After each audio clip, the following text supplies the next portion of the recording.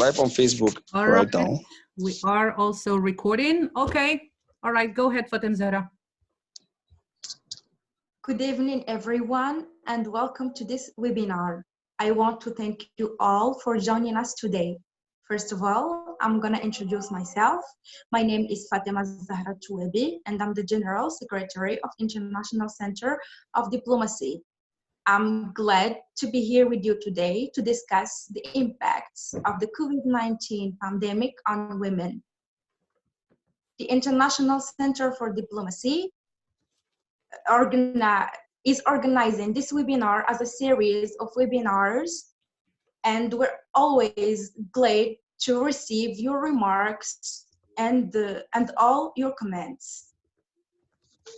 This webinar is initiated, as I said, by ICD as a part of the U-Lead Academy program under the theme African NextGen Leaders. So, for this webinar, we are going to have three major points.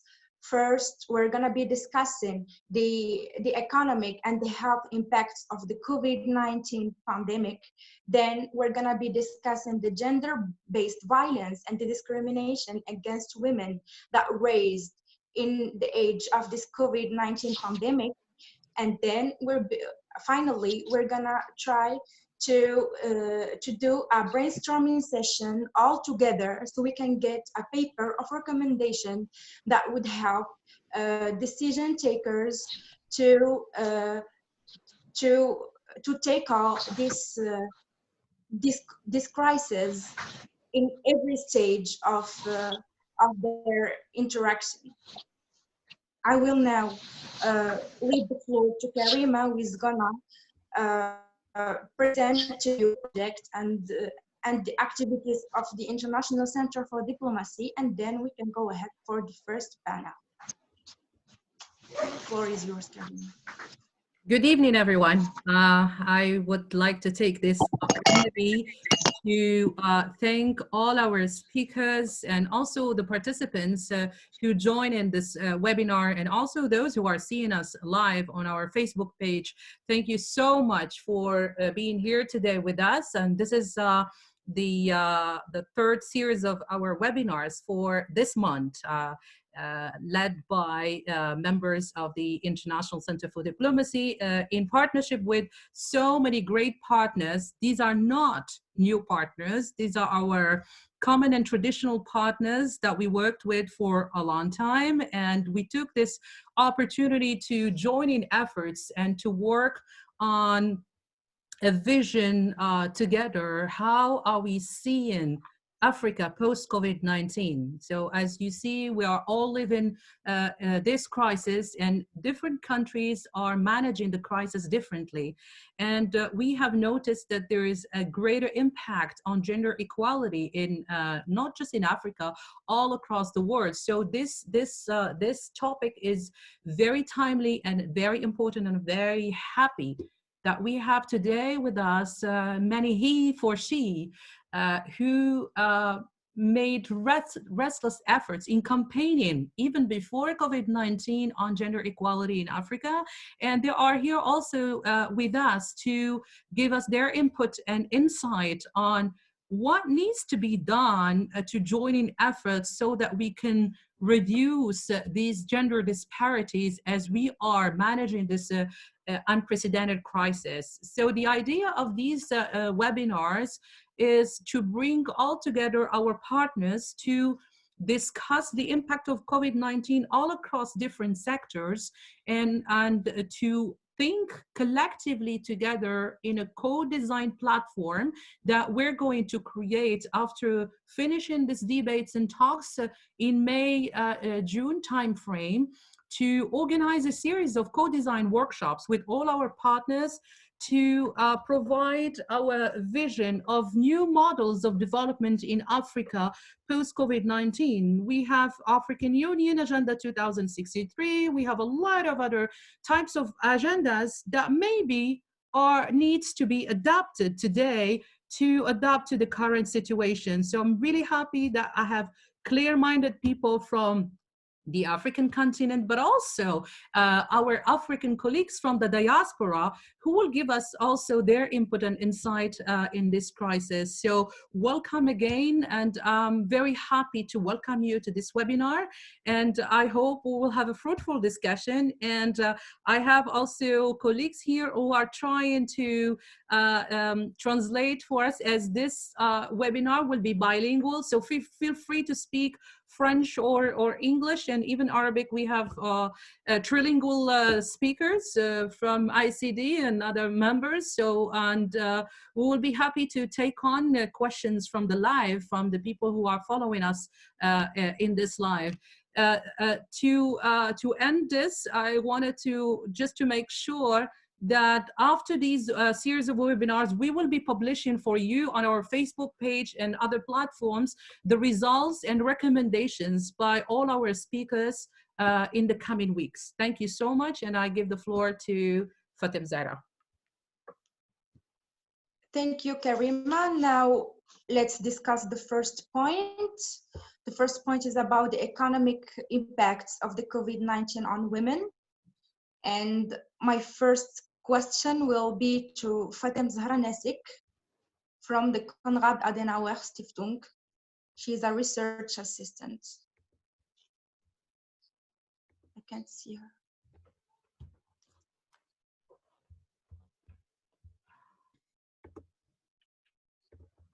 Hi, Fatem Zahra. Hi, Fatem Zahra.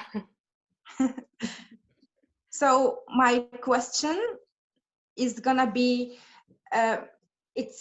I will start by a general question, and then I will go back to you later to talk on the political side, since it's your field of work. Right. I want to know, first of all, in your perception, what are the impacts, the economic impacts of the COVID-19 pandemic on women? Alors, je vais me permettre de switcher en français. Merci Fatem Zahra, merci Kalima pour l'invitation, merci International Center for Diplomacy pour la pertinence du sujet aussi dans la situation que nous vivons aujourd'hui. Alors, rapidement, si on peut parler d'impact de la pandémie sur les femmes, je pourrais dire que l'histoire des pandémies a montré de manière globale que les femmes sont majoritairement les plus touchées par leur dominance dans les premiers rangs, que ce soit dans les secteurs de la santé, administratifs, les secteurs sociaux, etc. Mais surtout par une présence très élevée dans les secteurs informels et qui restent très touchés aujourd'hui par cette pandémie. Bien sûr, à côté de cela, on a une pression qui existe dans les maisons des familles et qui repose majoritairement sur les femmes. Et surtout lorsque ces femmes disposent d'enfants en bas âge ou encore des enfants en situation de handicap.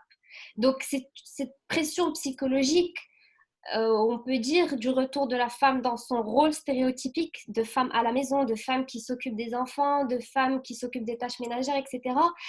Elle défavorise la femme en quelque sorte, alors qu'elle devrait être en réalité une force de sa mise en avant par sa capacité de gestion à la crise qu'on vit aujourd'hui.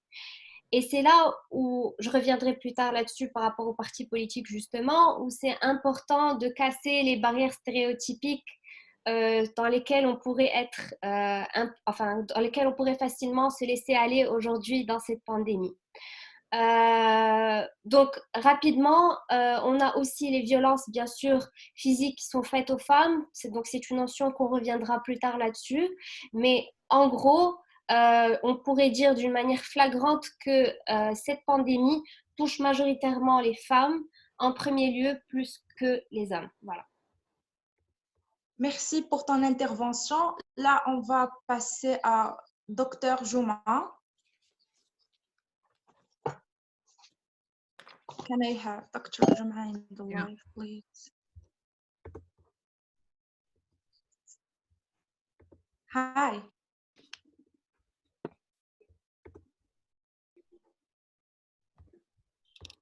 Are you hearing me? Hello? Yes, we hear you. Okay, thank you very much. The COVID-19 came when most countries of the world were not prepared for it. But what we did in FCT is to just learn as we are going. And we realized the fact that most women, particularly women who does daily, who go about their earning daily, were really, really affected by the fact that the lockdown made them not to continue with their business. And looking at event that will happen after post COVID-19, the FCTA where I work, they have now written to the Federal Ministry of Finance to make funding available to be able to enroll more women into agriculture. At the same time, it has afforded us the opportunity to really know that we have so many urban poor in Abuja here, which is the nation's capital, and the fact that they are just here without their statistics being taken. So when we're distributing the palliative that government have made available for people to be able to cushion the effects of the COVID-19, being that they were locked up in their houses, we have taken inventory of all the vulnerable people in the urban, in the FCT. We have over 600,000 of them that the palliative have reached.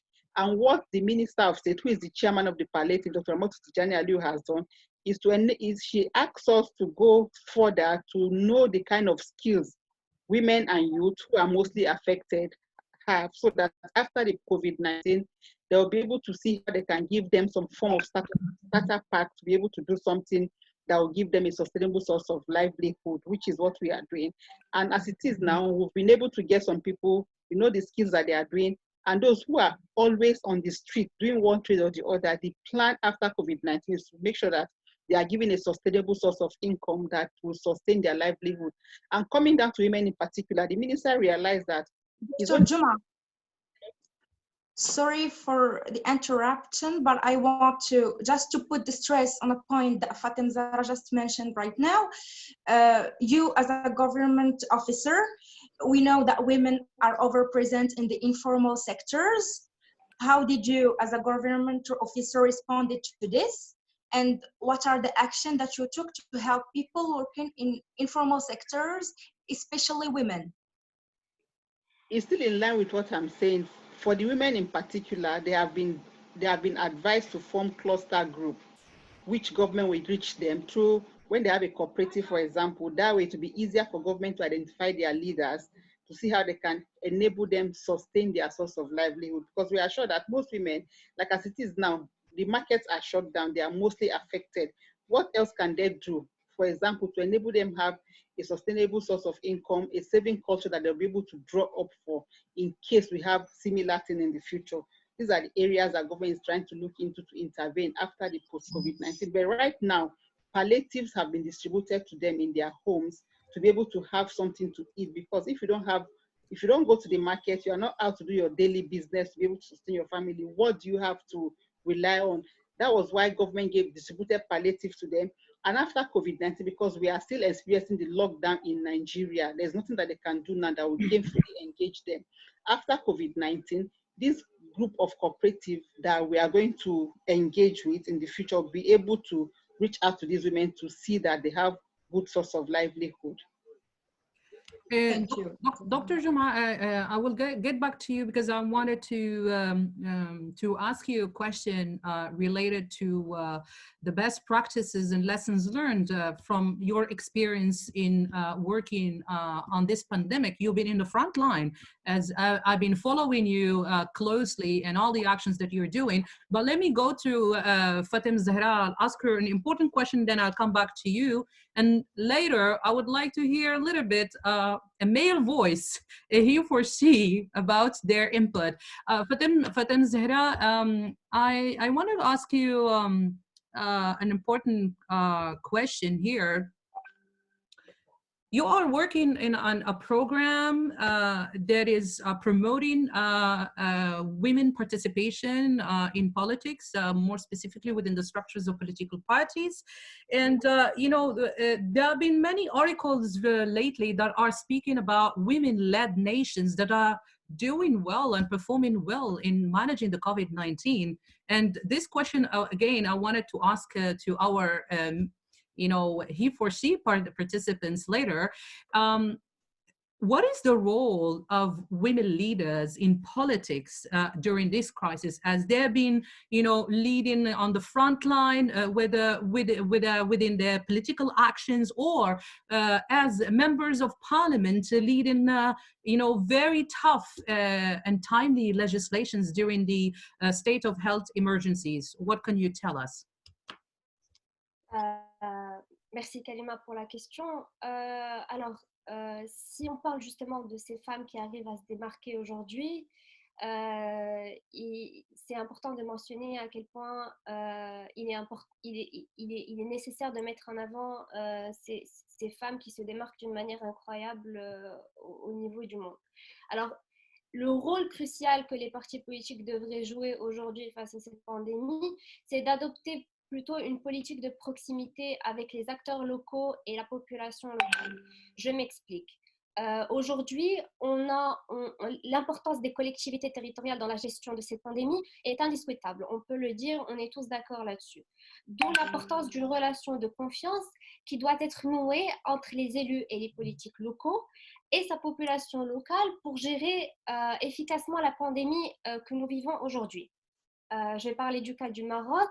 On a là, bien sûr, la régionalisation avancée, la décentralisation qui est bien sûr très évidente et nécessaire pour la mobilisation de l'ensemble des acteurs locaux d'une manière efficace et efficiente dans sa gestion, mais qui, encore une fois, mettent en avant l'importance des collectivités territoriales.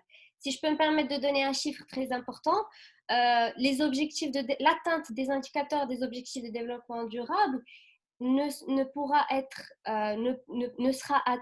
efficace ne peut atteindre les 60% d'efficacité sans la mobilisation des collectivités territoriales.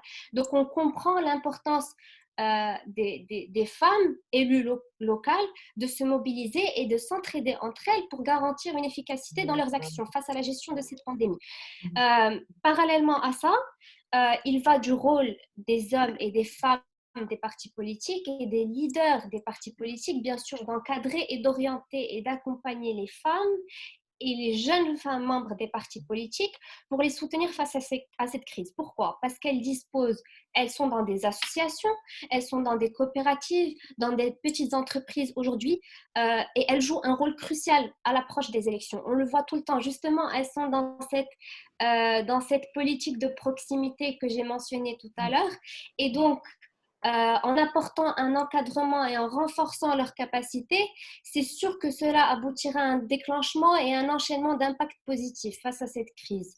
Il suffit juste de mettre en lumière quelques moyens pour elles et de leur donner les outils nécessaires qui leur permettent de briller, puisqu'elles disposent déjà d'un potentiel incroyable. On le voit chaque jour. Donc, en gros, ce que je pourrais dire, c'est qu'il faudrait peut-être arrêter de victimiser, de réduire l'image de la femme, mais plutôt de la mettre en avant et de montrer l'importance de son rôle qu'elle a à jouer face à cette pandémie. Voilà. Merci beaucoup, Fatem Zahra. Let me go back to my last question to Dr. Jum'a before we turn to Fatem Zahra to follow on the other questions. Before I'm asking a question, I just wanted to tell you that those who are here on our webinar can follow the translation into English. For those who don't speak French, we have our members who are doing great jobs in translating from French to English and English to French. So feel free to follow the summary of the points. And if you have any question to one of the speakers, please let us know so that we can give you the floor. So Dr. Jum'a, I wanted to go back to you on two questions. If you can tell us your take on from this experience on the field.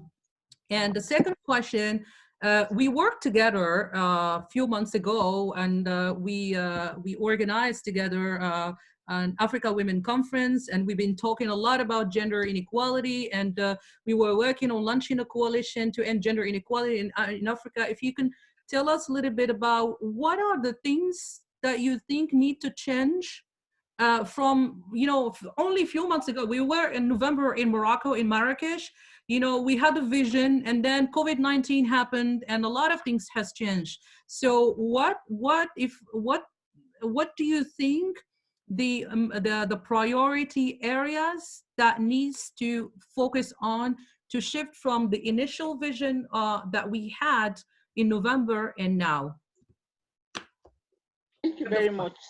Like I said earlier, COVID-19 happened when no country expected that this could befall us at this time.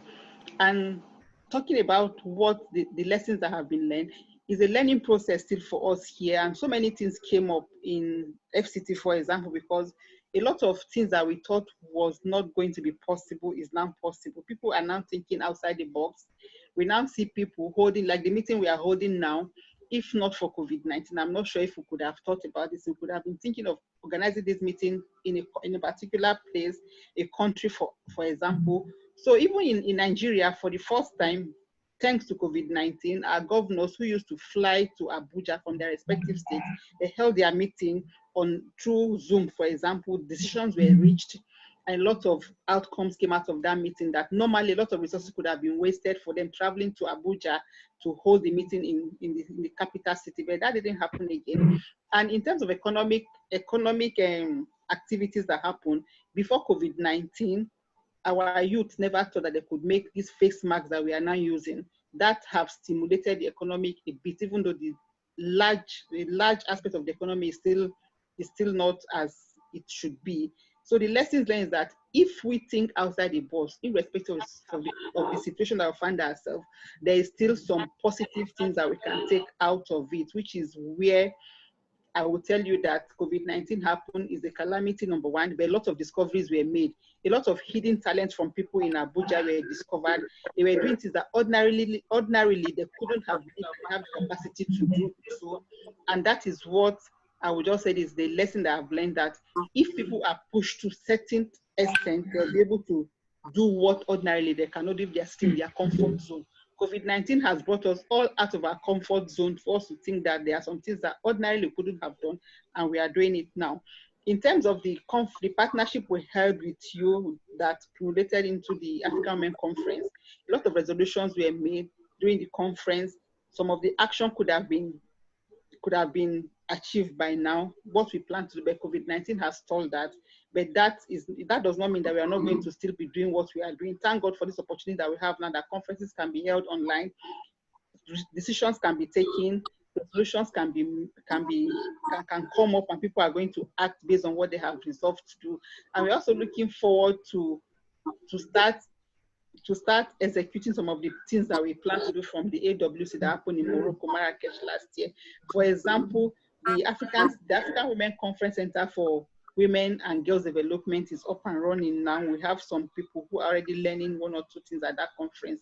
Going forward, before the next conference, which we hope to have later this year, some of the things that we plan to do could have been achieved by then, and we are going to see how we can continue from there. Thank you so much. Let me turn now to Fatem Zahra, and let us have some he for she, since we're talking about gender equality. And the Fatem Zahra, the floor is yours. My question now is to our he for she champion, Mr. Kamal. Let me look for Kamal. Okay, all right. Yes. Yeah. Hi, Kamal. Yeah. Hello, all. Good evening, and for me, it's good morning. Okay, go ahead, Fatem Zahra. From your experience, how did gender roles affect negatively women's ability to engage in the COVID-19 response and preventions? Okay, as for me, the campaign for he or she is something like uniting movement. We are all involved. It doesn't matter whether a person is a male or female. And looking at what is happening nowadays due to lockdown, we can say that even women are also in lockdown because they are facing abuses from their parents, from their fathers, from their mothers. So if you look at the number of abuses now, has tremendously increased. So this makes it difficult for women to respond to the challenges. And even some of them that are working, let's say like health workers, when they go to work, they work overtime, and when they come back home, they find it difficult to rest. Their husband told them do this, do that. It makes it difficult for them to cope with the situation. So for me, as a response to the challenge, the best thing to do is for men to understand that women are also human beings and we all have equal rights. And if they don't help them, surely they will not be able to be productive. When they go to work, they should support them. And even if they are work from home, they should understand that things should be 50-50. If not, there will always be challenges. And this fight for against COVID-19 is a fight for all. And whether we like it or not, we must work together and understand that if we don't fight together, we'll never overcome this challenge. And personally, what I do is that I am a member of an organization called WIS, Women International Security, where we join hands together to make sure that women are secured, both in leadership and other parts of the economic sector. And through this organization, we also collaborate with other small organizations. For example, in Turkey, we have an organization called Helpline Foundation, where we work together with youth from different countries and exchange ideas. So it doesn't matter whether this is just for women or it is just for men. So we all come together and talk our problems. And during this pandemic, we call each other, okay, how are you coping with the situation? Do you need anything? Do you face problems? If there is a problem, let us know. If there's no problem, okay, let's exchange ideas. How do you think we can help others, even though they're not part of the organization? So in short, this is what we do. Kamal, you're joining us now from Turkey. I just wanted to share with us what are the most important priority now if we wanted to join efforts by female and male. Let's think about the concept of he for she. What can we do in post-COVID-19 as we are now focusing more on how this time of crisis is impacting gender equality, and that many countries were not prepared to have gender sensitive and crisis management inclusive of diversity? Well, given the fact that COVID-19 has changed everything, whatever we are doing it online. So for me, I think we should think of what is called digital activism. So we should all work together to use social network, whether it's Facebook, Twitter, or any other social network to fight this COVID-19. Because it's through this, what is called digital activism, that we can collaborate with others from different places and make their voice heard, and also campaign for them, which will help in the long run for people to cater for them and to understand that women are not maltreated, and also they are also treated as human beings. Okay, thank you so much, Fatem Zahra. Now we're gonna pass over to another point. We will be talking about food security, and now the floor is for Mary Moore. Is Mary Hello. Moore here? Mary Moore? Is she here?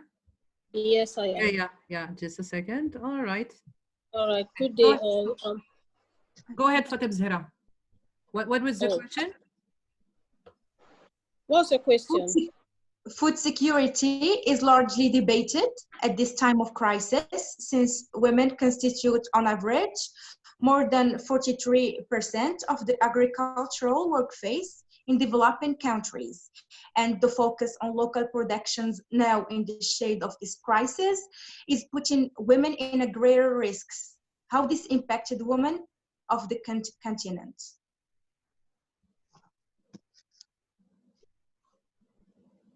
Mary? Mary, do you hear us? I just wanted to add something related to food security. Just recently, recent reports suggested that if this crisis will persist, but you know, it will last for many months on. The World Bank reports and many other economic reports predicted that Africa and some regions, more specifically in West Africa, will know a food security crisis. And this will impact a lot women, as many women are working on the agriculture sector, and you know, a greater percentage of them are working in the informal sector. Mary, are you here?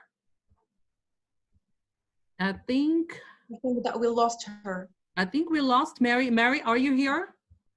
Okay, who wants to tackle on this question? Maybe we can move to another question.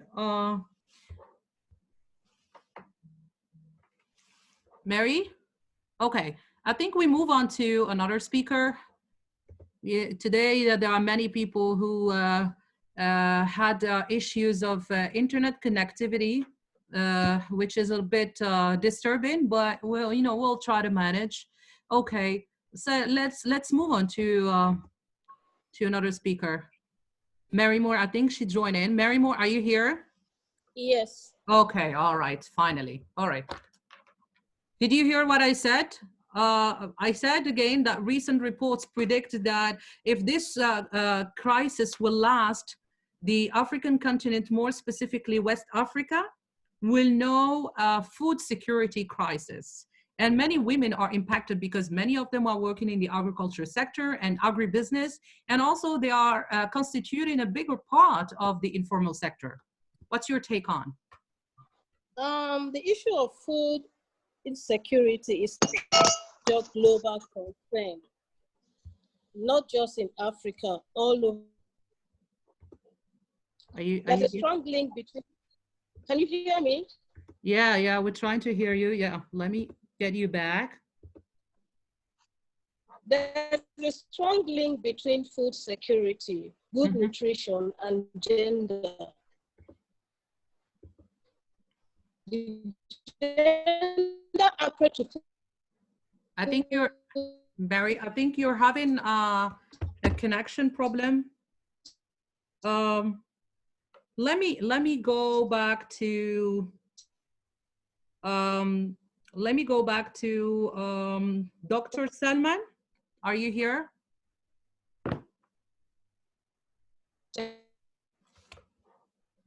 Dr. Salman? Hello? Yeah. Let me go back to you until we fix Mary's issue of connection. Okay. Dr. Salman, we change to another topic, and then we will we'll move again to the other topic related to the economic impact. But you know, it has also an economic dimension. We talk about education, access to education and equality. And now we have been seeing that the whole world is moving to distance education, using different online platforms to enable students to continue their education. Yet there was a real issue in providing this distance education through digital platforms. And it translated on a real problem of gender inequality, especially for women and vulnerable groups that are living in remote areas, in rural areas, who do not have neither the purchasing power, and nor the necessary infrastructure and the connectivity to access technology, internet, to be able to follow their education. And also their economic situation is very difficult, that will not provide them with the sound environment to allow them focus on education. We've seen this experience that, impacted to a certain extent negatively, vulnerable groups that were not able to follow their education online because they don't access that. What's your take on from this experience, and what needs to be done in the future, because I think this is going to be a trend in the future. So what's your recommendation? What needs to be improved from this so that we can ensure at least vulnerable groups and women who are in remote areas have equal access to education and distance learning? Good evening, everybody. Glad to be with you tonight. I hope you're doing great and safe everywhere. Thank you, Karima, for answering the question. Yeah, indeed. But waiting for your take on, you know, you're a university professor, you're a specialist in, you know, in education science and also in media.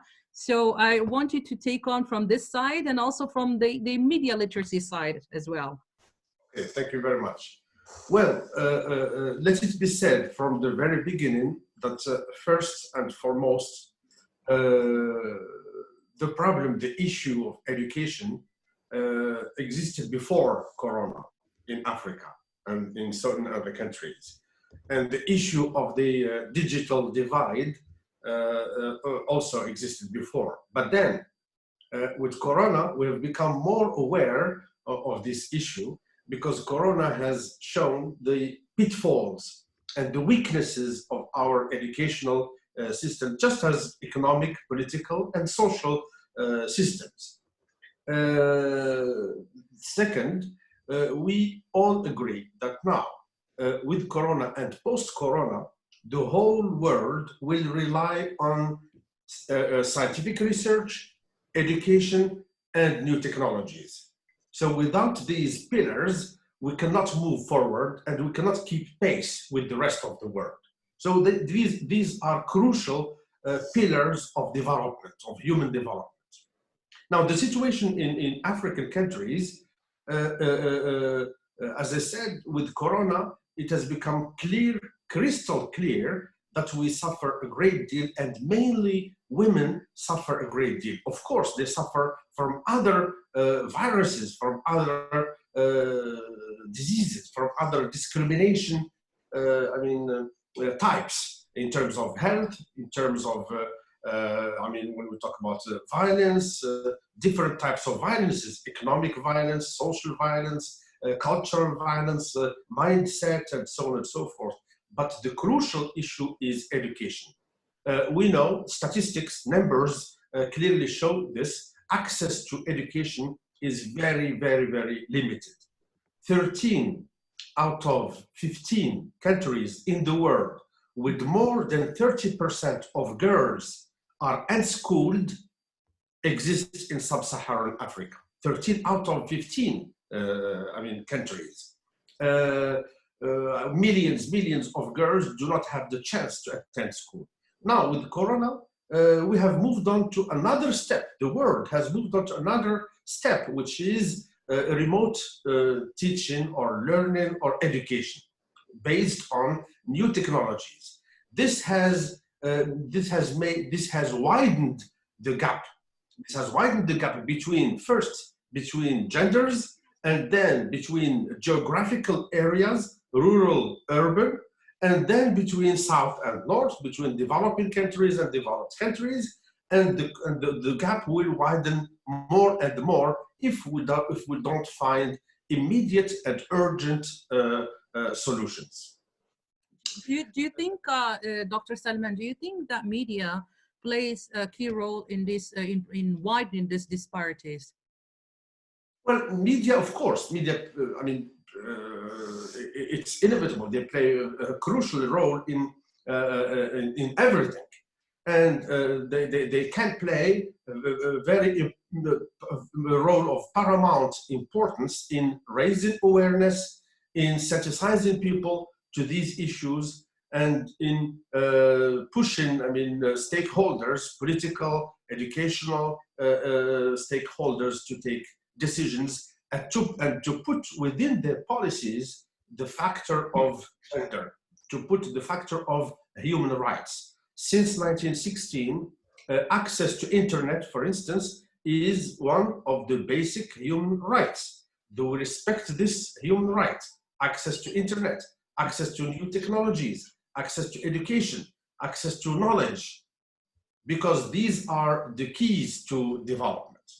And the most important key is media and information literacy for both boys and girls, men and women. But now I think we should practice a kind of positive discrimination, all right, to make girls first keep up with boys and then move on to another step, both boys and boys, empower them to keep up with the pupils and students in more developed countries. Yeah, thank you. We'll get back to you on that. And if any of the speakers wanted to add on something on what has been said, you know, feel free, just type a message on the chat room and then we'll give you the floor. I'm going to give again the floor to Fatem Zahra, and I'm just here having a notification that our co-moderator finally been able to join us with difficult connectivity, so she will be back. I'll turn on to Fatem Zahra while Chenemi, our co-moderator from Nigeria, is joining us in this webinar. Fatem Zahra, you have the floor. Alors, cette fois-ci, je vais passer à un autre domaine, un autre côté qui touche aux effets ou à l'impact du Covid sur la femme. Et là, je vais parler de la violence, gender-based violence.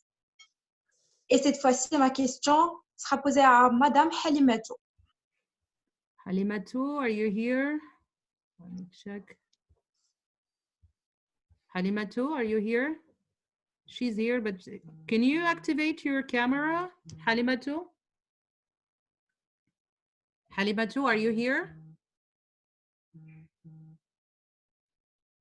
I think some people are having difficulty in internet. Mm-hmm. Halimatou, maybe you can go ahead and ask another question. Meanwhile, Halimat, she's trying to connect. But move on to another speaker until, you know, we get Mrs. Halimatou is joining us from Niger. And by the way, thank you so much. There are many people who are joining us from different African countries, and we know that the time is a bit difficult for everyone. You know, Kamal is joining us from Turkey. He has GMT +3 and many others with all these difficult connections that we're facing. But we're there, you know, just be patient with us. So probably move on to another speaker with another question until Mrs. Halimatou is here. Fatima? I will be talking to another he for she champion. This time it's gonna be Mr. Oshigo Morgan. Morgan, are you here? Right here. Oh, yeah. Can you hear me? Yes. Okay. Let me put you on. Okay. All right. What was your question? So I want to know, how are men leading advocacy on gender equality, more specifically to ensure inclusiveness and equal access to services in this time of crisis? Good evening, everyone. And good morning to my brother Kamal and to every other persons whose clock is already past midnight, wherever they are. Once again, thank you very much for this question and to have us on this very webinar. We must put certain things into consideration while we try to attend to issues with regards to how issues affect women during and post-COVID-19. We must realize that women are basically the front runners of all public health crises, either as nurses, midwives, community health workers, yet their roles are frequently overlooked and underpaid. Women and girls also tend to carry out most of the cares for sick relatives, do household chores, and then do child care. And this places them at a very high vulnerable rate. We are working to see that they are being provided with adequate support, including childcare, health services, and other social support for vital front runner respondents. We are trying to see how we can partner with government agencies and then the private sector to achieve this.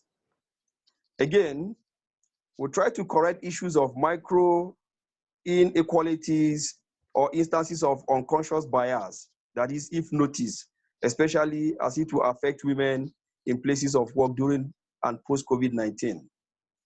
We are also organizing forums online that is targeted basically at sensitizing both the male folks and even the women folks. I mentioned the male folks because when you are carrying out this advocacy that has anything to do with the female folks, we need to carry this advocacy to the male folks more, because if you want to look at the event of teens and how teens works around us here, especially at this part of the globe, you want to agree with me that men constitute over 70% of leadership positions in government places of work, other agencies and parastatals, and therefore are in strong positions to make policies that affect the interests of female.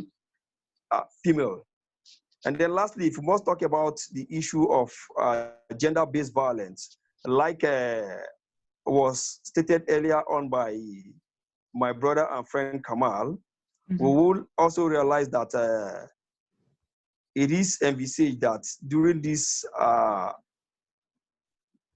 pandemic, which most of us are being locked out, it is envisaged that there will be increase in the issues of gender-based violence. That is, you don't.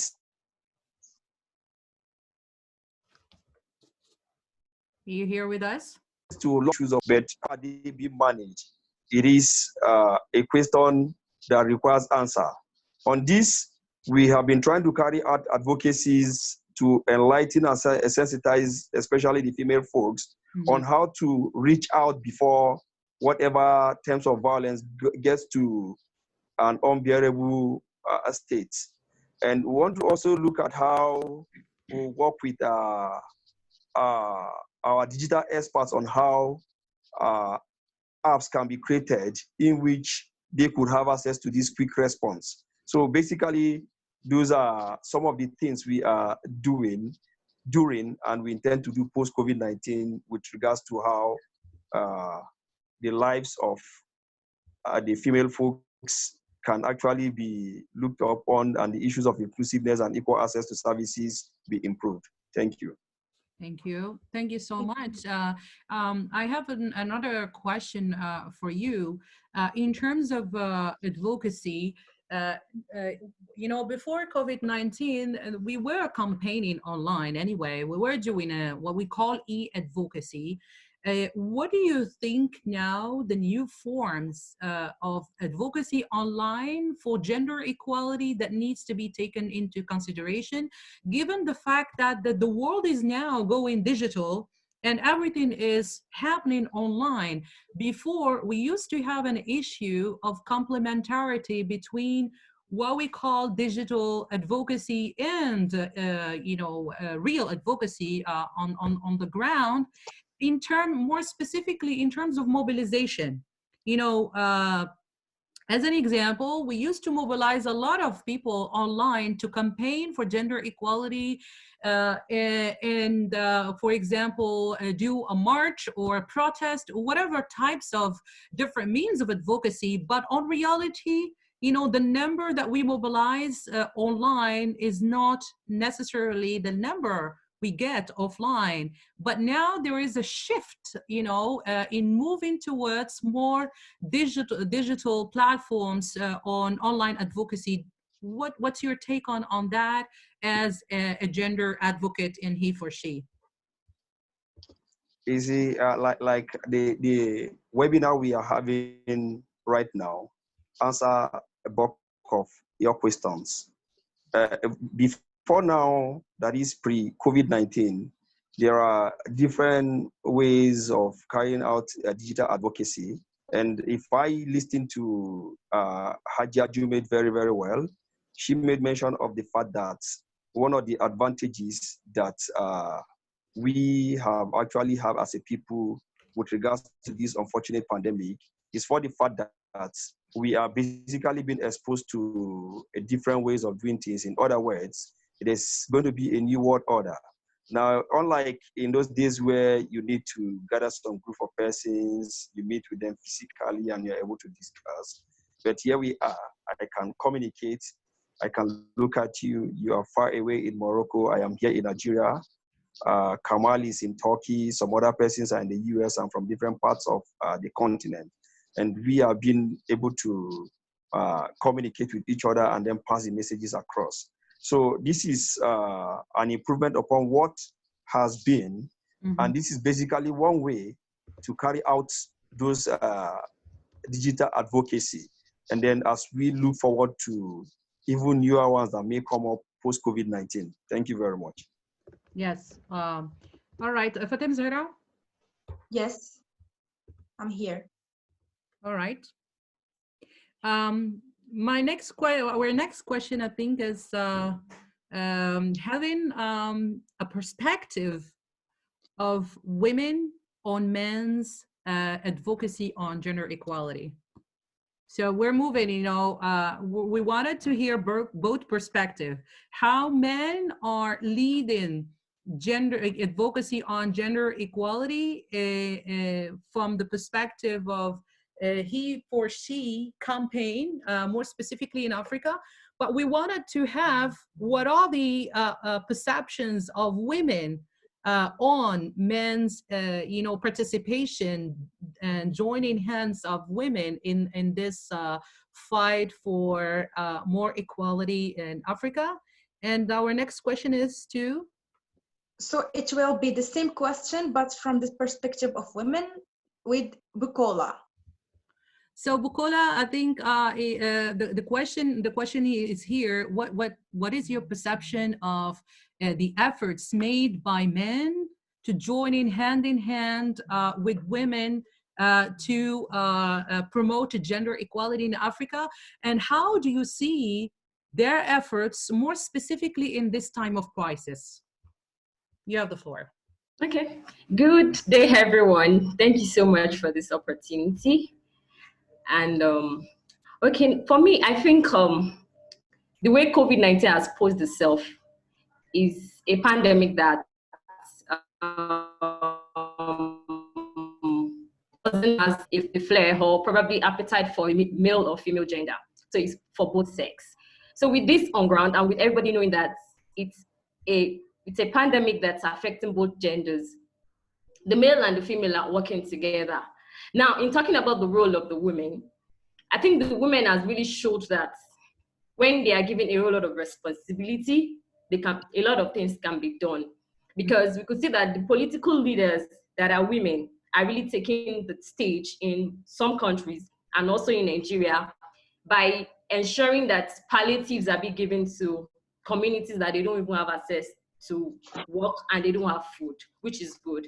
And also some non-governmental organizations are also training women on the basis and the need for face masks and also how to do necessary hygiene and also how to wash their hands, all these safety precautions that WHO has given us. So the truth is that if women are well educated on this, the spread of this virus will be minimal, really. Because when you tell a mother that this is how she can protect her family, obviously she will go all out for it to do that.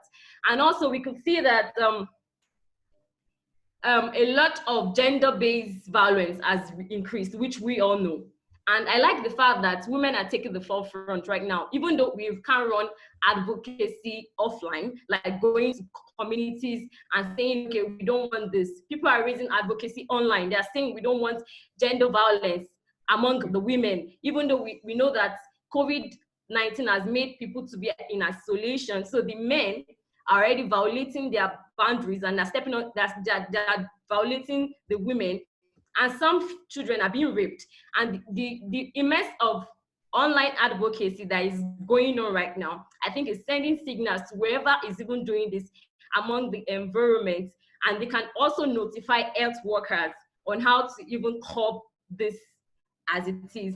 And I also love the fact that women in other countries that are even taking the aims of affairs are really leading the change. They're taking up the position and saying, we can run this thing, and they're running it very, very well. So this is like a charge for the government officials, for the leaders, to let them of any economy, we can really do well, and we can engage, and we can make sure that things are being done, and they are done effectively, and they are done the way it should be done. Yeah. Thank you. Fadam Zara? Now, we're gonna be discussing the lessons learned from the Ebola virus, since it's another pandemic, and we have to know if we've already learned some lessons that we're gonna learn from, and we're gonna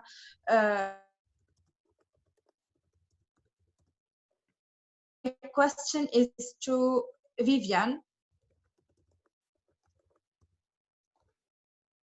Hello, Vivian. Hello, can you hear me? Yes.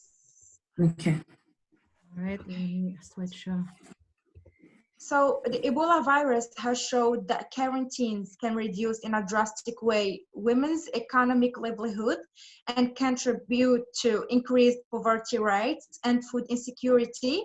For example, in Liberia, the men's economic activity returned to pre-crisis levels, but the impacts on women's economy lasted much longer. Do you think that the same thing is going to happen now? Or lessons learned from this experience will help us to overcome this crisis more equally?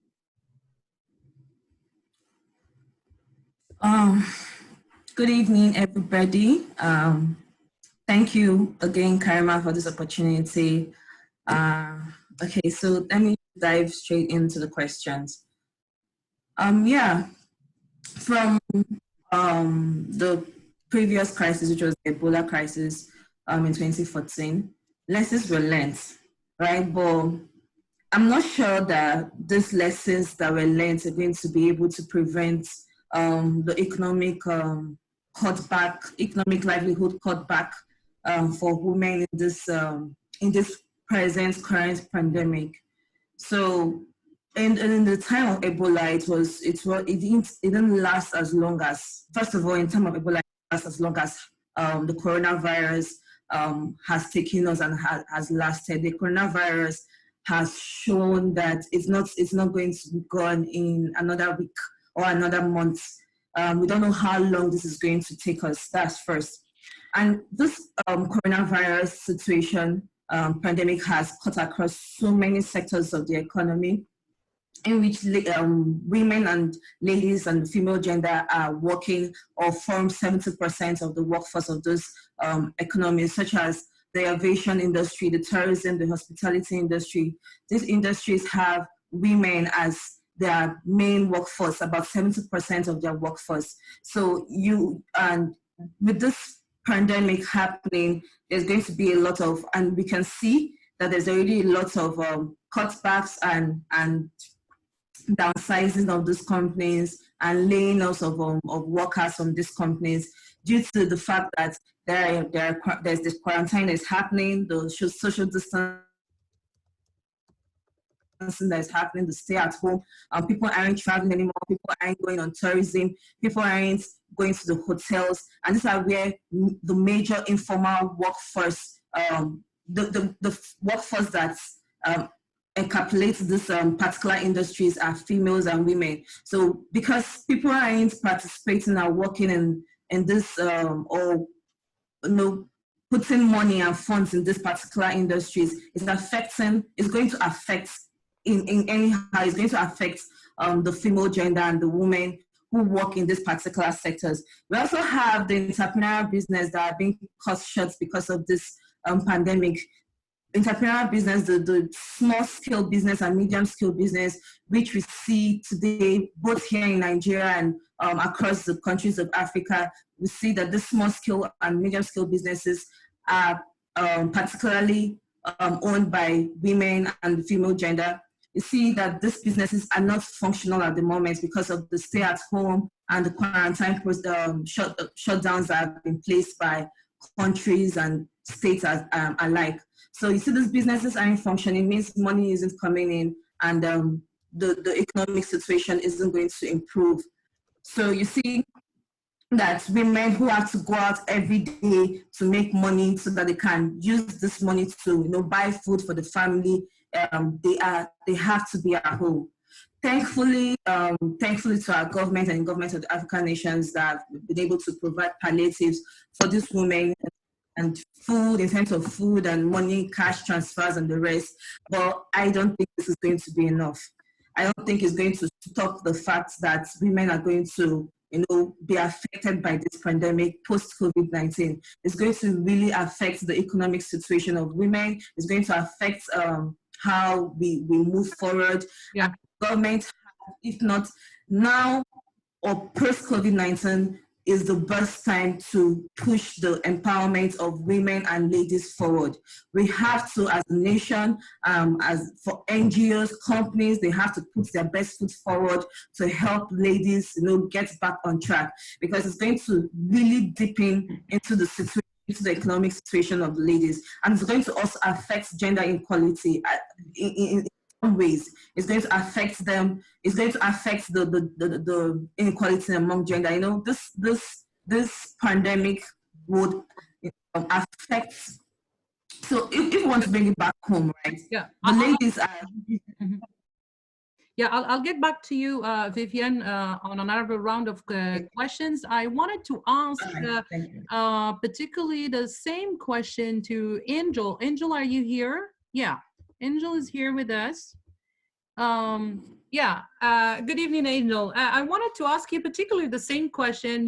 We've been talking about a lot of pandemics in Africa, experience malaria, experience Ebola, experience a lot. What is the difference now that you see in this pandemic? And if you compare the impact of other pandemics on women and vulnerable groups, to what extent you see that this COVID-19 is very, very different, and what is your take on? I mean, the question here, haven't we learned already from past experiences? We got a lot of lessons learned from past pandemics, and yet at the level of crisis management, we are not having any inclusive crisis management to have gender-sensitive policies to manage these type of crises, when it happens. We keep having crisis all the time, but we're still having an issue of having inclusive policies that would take on these gaps in gender disparities. You have the floor. All right, thank you so much, Karima, for putting all this together. Going quickly into your question, what I would want to maybe celebrate at this time, giving comparisons with previous pandemics, is that even as much as this is a 21st century pandemic, this is on gender equality and women's rights and all that. This is 25 years since the Beijing conference that took place in 1995. And there are huge strides that have been made over 25 years. And we cannot compare that with maybe 5 years after the Beijing conference, and then there was an Ebola outbreak. Gender equality rights are more pronounced now. Even if I compare the SDGs and the MDGs. In the MDGs, they were not as pronounced as they are in the Sustainable Development Goals. And these are some of the things that we need to look at this time, and they make me feel that even if we are having a global crisis, this would be one of the best times to have this crisis than it has been before as a woman. And in every discussion that we've been having on political, on social, and on economic issues, we are always bringing out the subject of women, because women make up 70% of the health workforce, as Ucheku just mentioned earlier, and they are our heroes at this time. They are the ones who are our first respondents. And one of the things that we are looking at this time is majority of them are in the informal sector, as we have highlighted. And securing their jobs is one of the things that we should deem important at this time, because we are fighting to get these jobs. Now, most women, some women have gotten some of these jobs, and then getting back to them again might become another push and pull. And so as gender advocates, as serious social activists, we should be at the forefront to champion for job retainment policies that at this time, people should not be losing jobs. People should not be fired because of the current situation. They could be put on hold, on leave, something to keep them on the system as soon as we get back on our feet. Because this is not a permanent situation. It is going to come to an end one way or the other. And we are going to start seeing as a recession, and then we're going to start climbing up again on an economic front. And I think that is something that we cannot shut our eyes on. And then going back again on what Professor Tariq was talking about on the digital platform and us going into the digital space, this is a perfect opportunity. It's a great opportunity for women to highlight their activities. It's a perfect opportunity for women to write and publish more, because on publications, that is where intellectuals like us on this platform can showcase what we can do, because we know what is going on in the grassroots level. We know what is going on in the boardrooms. We can have this roundtable here across the continent. Not many African women can have the opportunity to connect and network like we are right now. And this is an opportunity that we can also avail at a grassroots level, because as much as we are interconnected, we are able to connect and assist each other in ways that we cannot imagine. And on the digital platforms, one of the things that I've seen over the course, now that we've been more online than ever, is some sort of cyberbullying. I've seen women they're still being sexualized in a way. They're still being attributed to posting pictures, slaying, and they're doing great jobs. They're doing amazing activities. They're showcasing how they are doing charitable works, which is to encourage others to do the same. But it is not being taken in the same way by the society. And when I say the society, it is not men. It is both men and women. So I'm not excluding anyone on this one. Cyberbullying is one of the things I have seen come up in this pandemic. Maybe people are restless, people are anxious, people have a lot of mental issues, and they're projecting that on an online space. And that might be something that we should be ready for if we are going to go into this pandemic and face it on a digital platform. And let us not forget to mention the reproductive health services. Women need to see doctors. This is not a time to see doctors, but at least every other time we want to see a doctor for our health, for our well-being. And reproductive health services are now not being a priority. It's not a priority now than fighting COVID-19. And again, let us not forget refugees. Let us not forget children. They're also vulnerable groups. And the issue of people with disabilities, we are really leaving them out when we are talking about vulnerable groups. That is something that has been pointed out to me in previous webinars that are similar to this one. So let's also shed some light on that as well. You talked about something quite important, and I want in the recommendation phase later all speakers to take on that. We spoke a lot about women, but we forgot other vulnerable groups.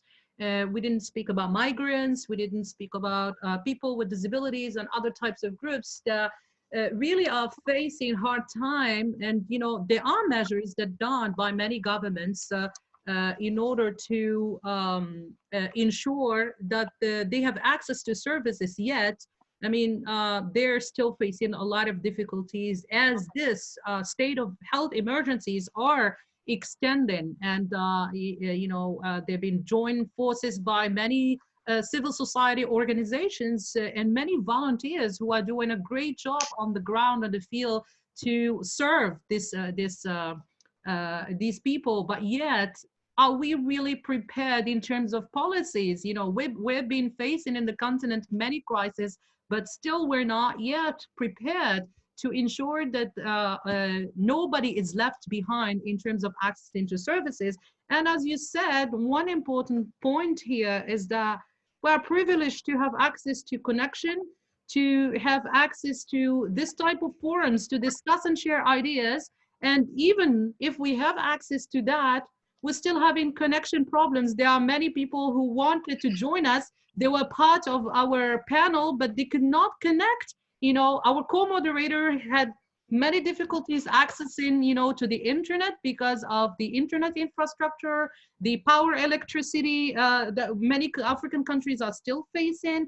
There are many other speakers who were not able to connect to give us their input and insights. So let alone people who are living in very remote areas and need to access to those services, and they cannot, access neither to education, neither to health services. So I think we're gonna talk about it later in the recommendation. I think many of you were either on the front line or you've been volunteering, with different types of services during this crisis time, and you've been also volunteering in past crises.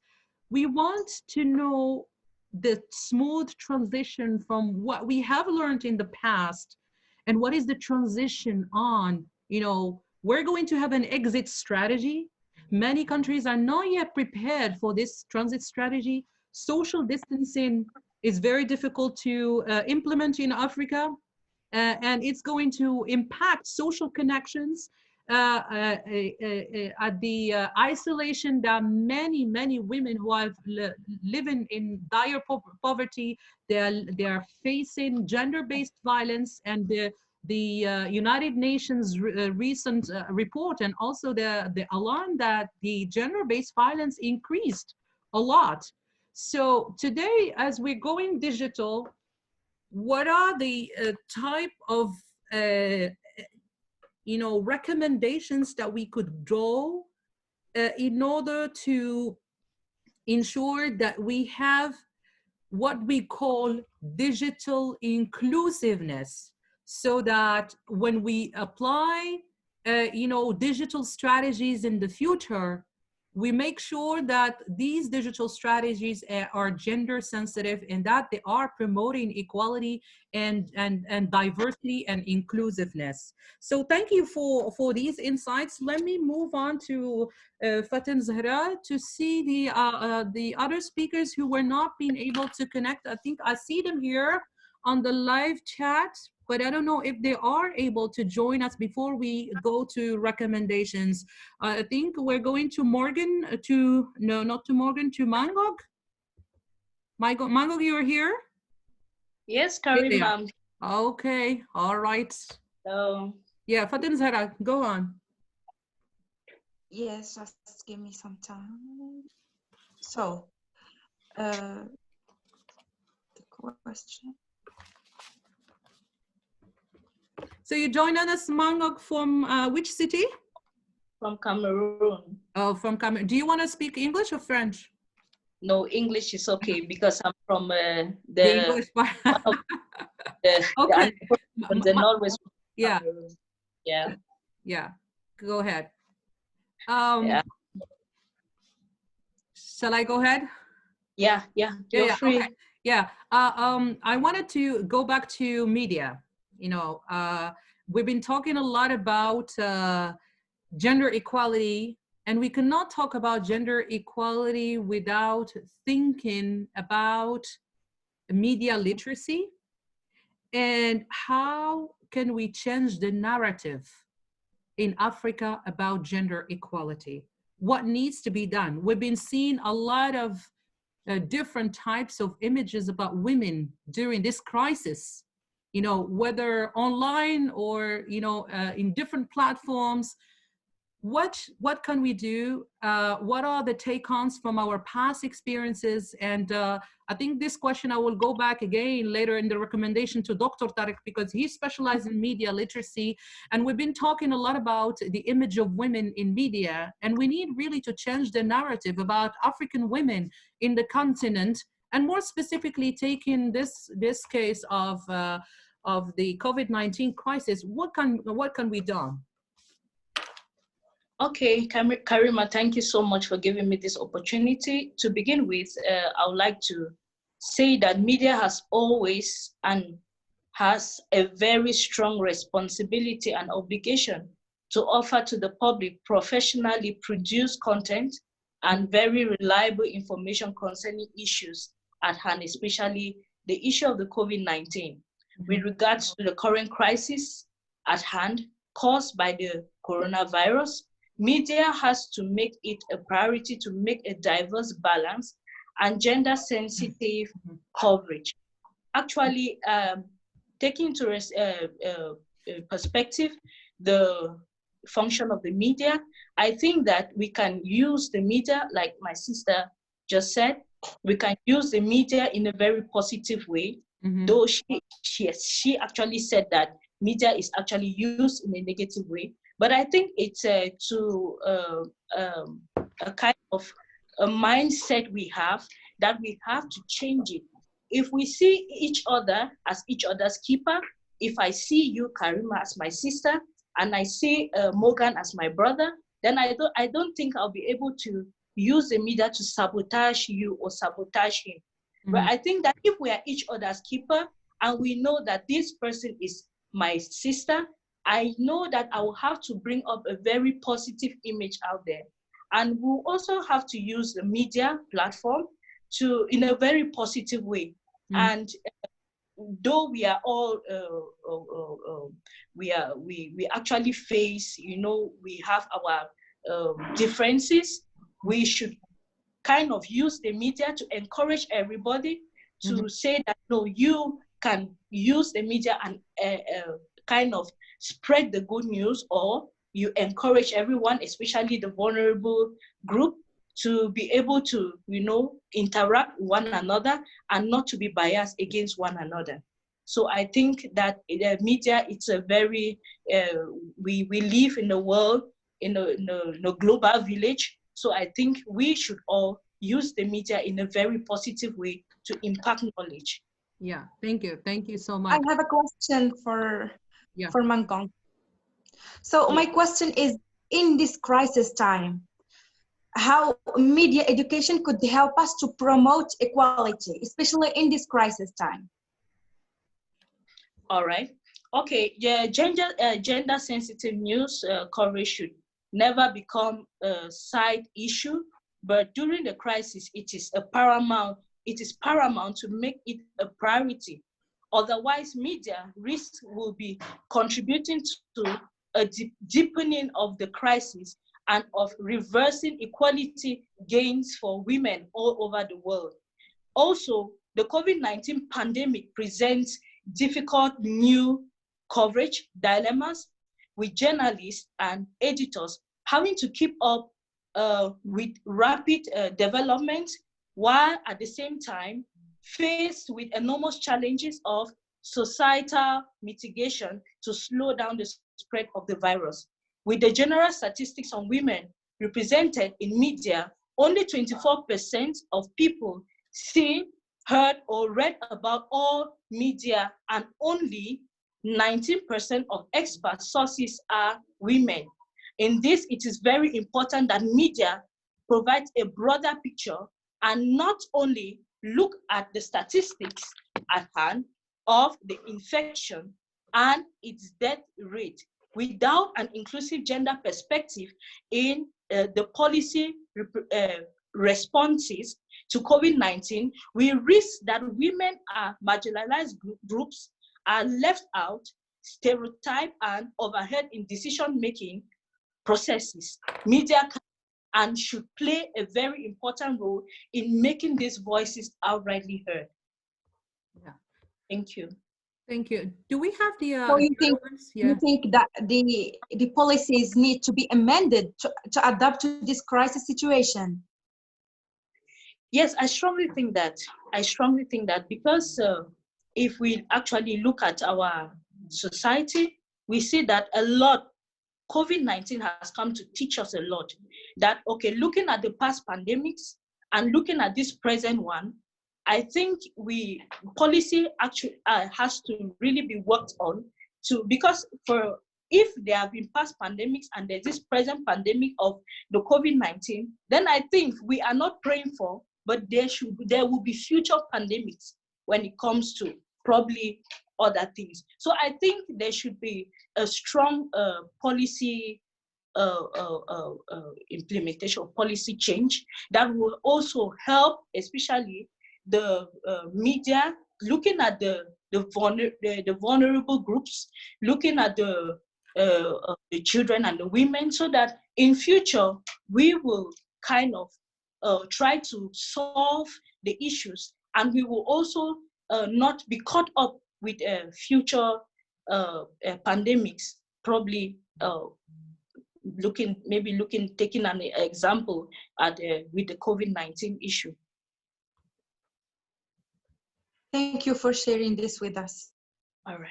Thank you very much. Yeah, thank you. Yeah. I don't know if we have the Halimatu, are you on? Before we move on to the recommendation. So I have here Halimatu, I have Nemi, I have Marymore. You know, they've been connected and disconnected. We've been also disconnected from the live, but don't worry, I have the video recording, so I will post it later on the live. But we are on live on this part, but we lost the first part because of connection. I don't know what's happening today, you know, very, very bad connection. Halimatu, are you here? I can see her, but I don't know if she's listening. Halimatu? Karima? Yeah. Halimatu, you wanted to add something? Okay, Halimatu, are you here? Bonjour. She's not here. Yes, bonjour, vous allez bien? Attends, vous m'entendez? Le problème c'est... Allô? Oh, allô? Ok, Halimatu? Elle a encore des problèmes de connexion. Yes, Tarek, you wanted to say something? Well, yeah, just, I mean, feedback concerning media and information literacy and its role in this crisis and preparing the future, especially for women and girls.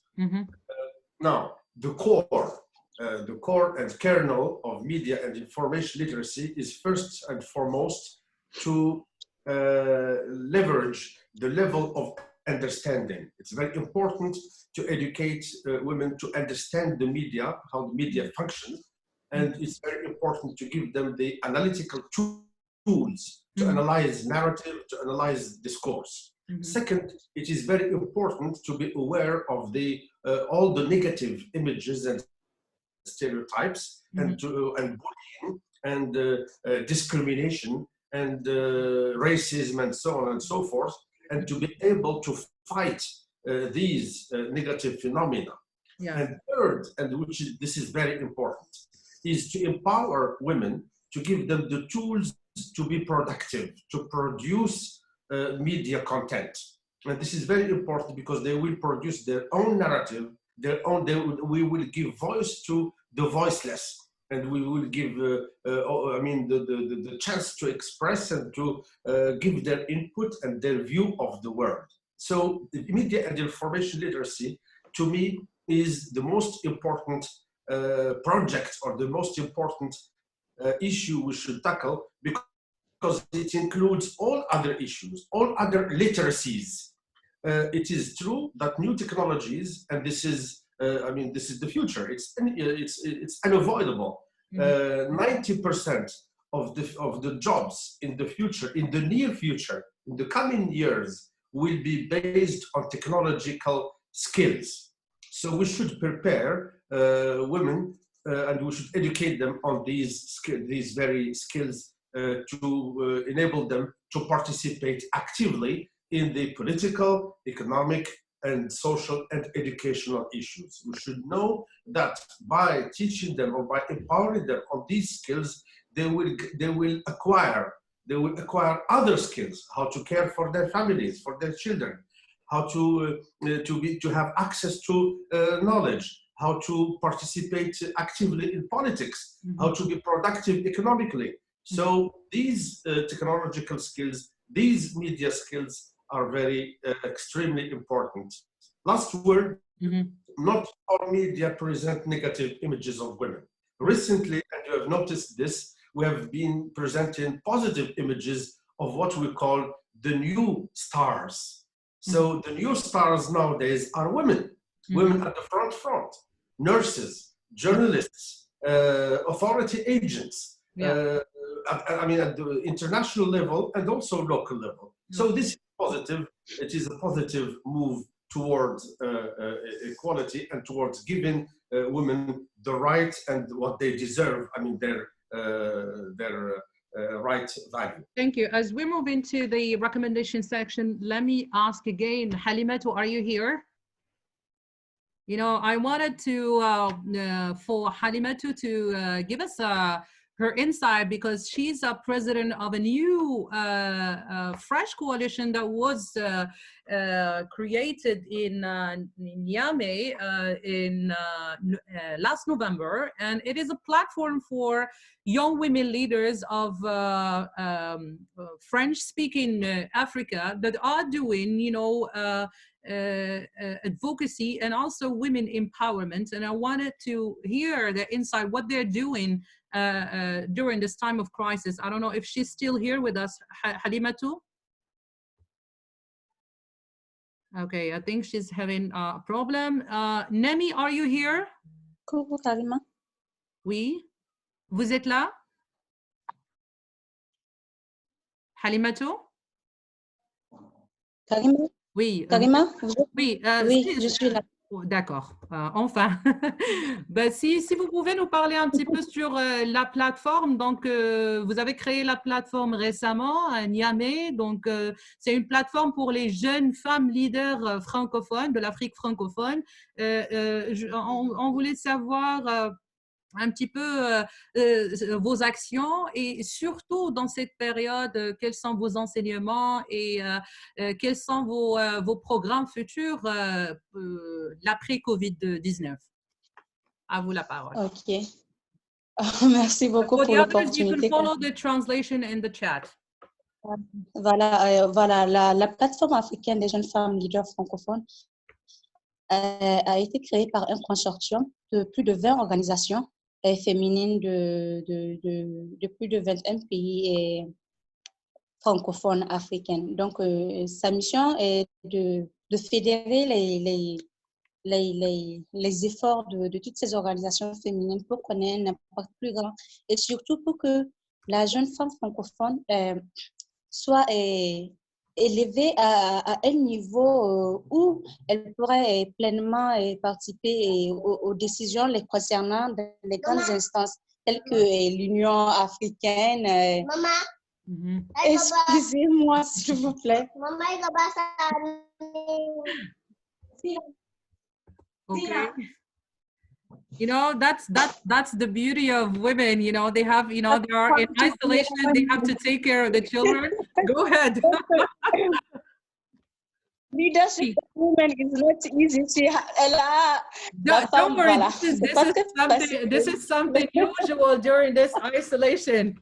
All right, go ahead. Alors, oui. Continue. Okay. Merci beaucoup. Voilà, donc, voilà, et nous pensons que les jeunes femmes francophones, bon, ont moins de chances que les anglophones de participer aux grands événements et d'être promues dans des instances de prise d'édition du high level. Donc, nous pensons qu'avec la plateforme, on voudrait vraiment créer un mouvement de jeunes femmes francophones qui soit suffisamment fort pour qu'on nous entende en Afrique et au-delà. Donc, c'est en même temps pour que nous puissions, dans les pays membres de la plateforme, faire d'un commun accord des activités qui ont, comment ça s'appelle, qui ont eu des impacts ailleurs dans certains pays francophones et qui peuvent être copiés. Dans d'autres pays. Donc, nous n'avons pas les mêmes réalités. On est toutes africaines, c'est vrai, mais nous avons, si je peux le dire, des niveaux de leadership parfois différents, élevés les uns par rapport aux autres. Donc, à travers cette plateforme, nous pensons que nous pouvons être mises sur un même niveau et pouvons vraiment faire des activités qui pourraient plus impacter les jeunes femmes francophones de ces pays. Donc, la plateforme vise vraiment à renforcer les capacités des jeunes femmes leaders et entrepreneurs. Et en même temps, la plateforme voudrait, et bon voilà, après Covid, si possible, chercher des fonds pour pouvoir appuyer les organisations féminines au niveau des pays et membres de la plateforme pour qu'elles puissent renforcer la capacité de gestion, d'entrepreneuriat et créer, dans la mesure du possible, comment ça s'appelle, un échange, des échanges multilatéraux entre les pays membres pour que les jeunes femmes, nous puissions vraiment créer des liens pour que, en tant que femme entrepreneur, par exemple, que tu aies des représentations ou des liens avec d'autres jeunes femmes entrepreneurs d'autres pays, par exemple, comme du Niger au Maroc, du Niger au Cameroun ou à Dakar, etc. Nous pensons que nous pouvons vraiment, en tant que jeunes femmes francophones, faire en sorte que l'espace francophone devienne vraiment un espace de libre-échange comme nos dirigeants veulent que ça soit, mais en même temps au niveau de nous, jeunes femmes, que nous ayons vraiment un leadership et comment ça s'appelle, plus global, plus libre et plus renforcé. Halima, Voilà. je reviens vers vous pour les recommandations. Après, surtout quand on parle aujourd'hui de l'impact économique, et vous avez parlé très bien sur l'entrepreneuriat au féminin. Donc, je retiens ça. Donc, je reviens vers vous. J'ai Dr Jouma qui voulait avancer un commentaire. Une seconde. Dr Jouma, let me get you. OK. Donc, Dr Jouma voulait dire un commentaire. Dr Jouma would like to add a comment to interact with some of the speakers.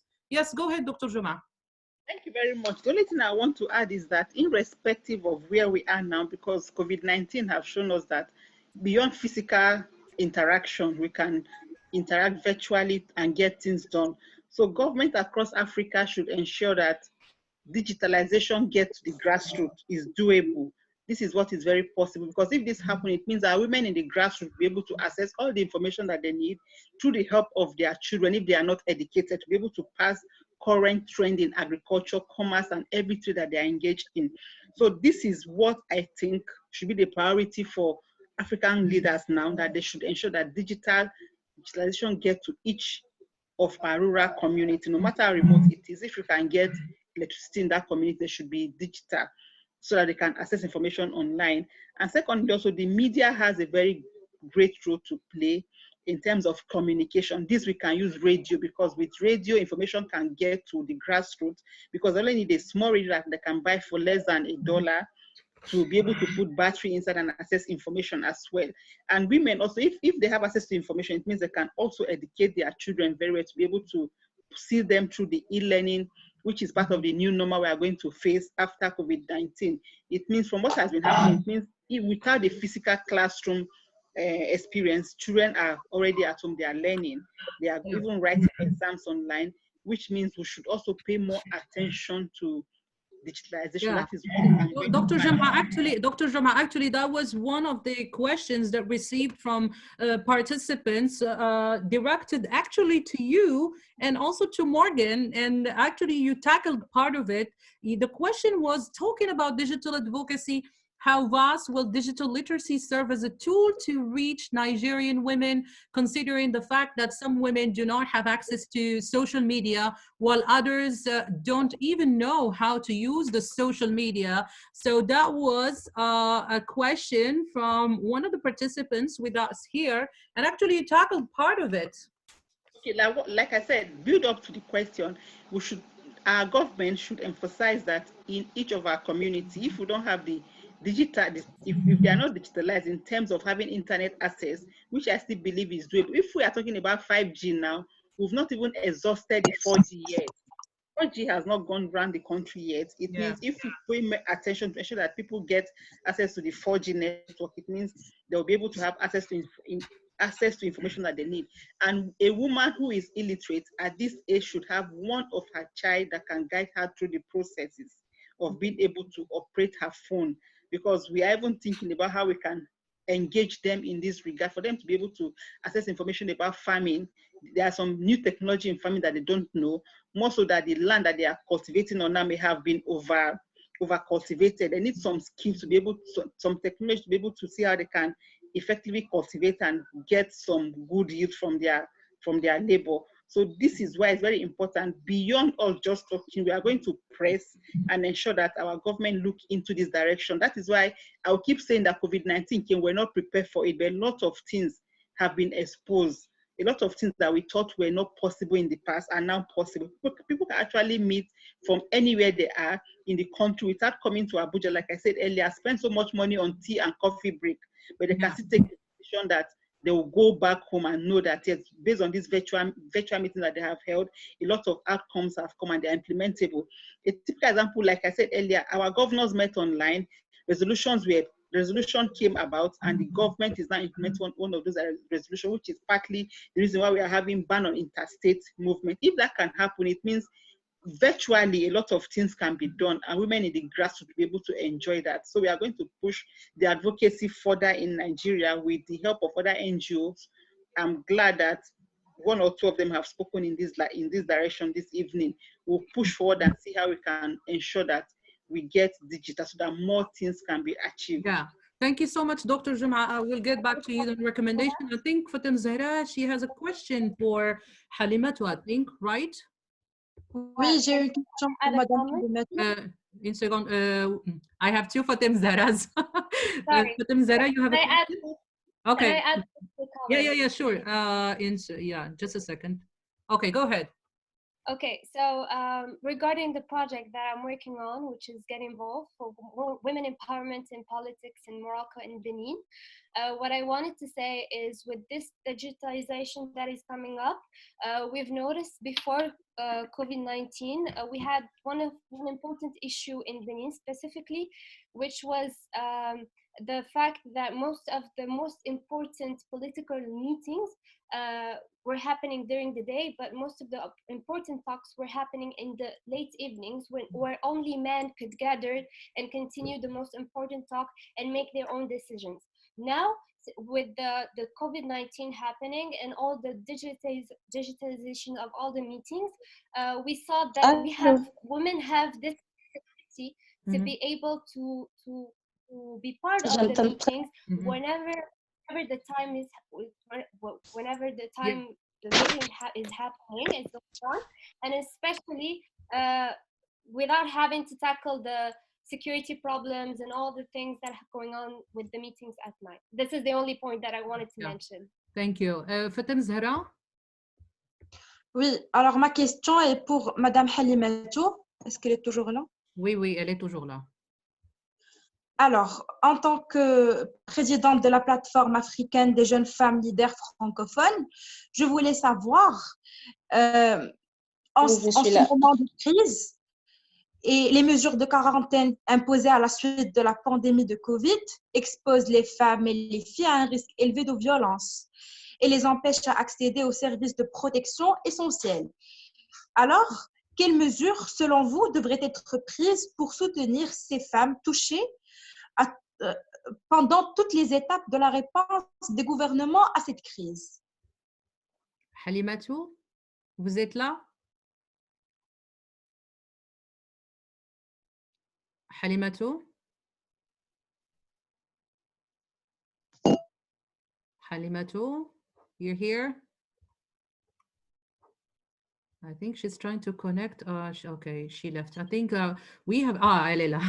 We have a lot of connection problems today. Okay, Halimatou, vous avez écouté la question? Voilà, si elle peut reprendre la question. Oui, ok. Vas-y. Ok. À vous la parole. Je vous pose cette question en tant que présidente de la plateforme africaine des jeunes femmes leaders francophones. Et je voulais savoir qu'en temps de crise, il y a ces mesures de quarantaine qui sont imposées à la suite de cette pandémie. Et il y a les filles et les femmes qui sont exposées à un risque élevé de violence.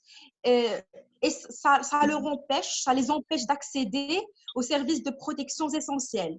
Et donc, quelles sont, selon vous, les mesures qui devraient être prises pour soutenir ces femmes touchées pendant tout le stade de réponse à cette crise par le gouvernement?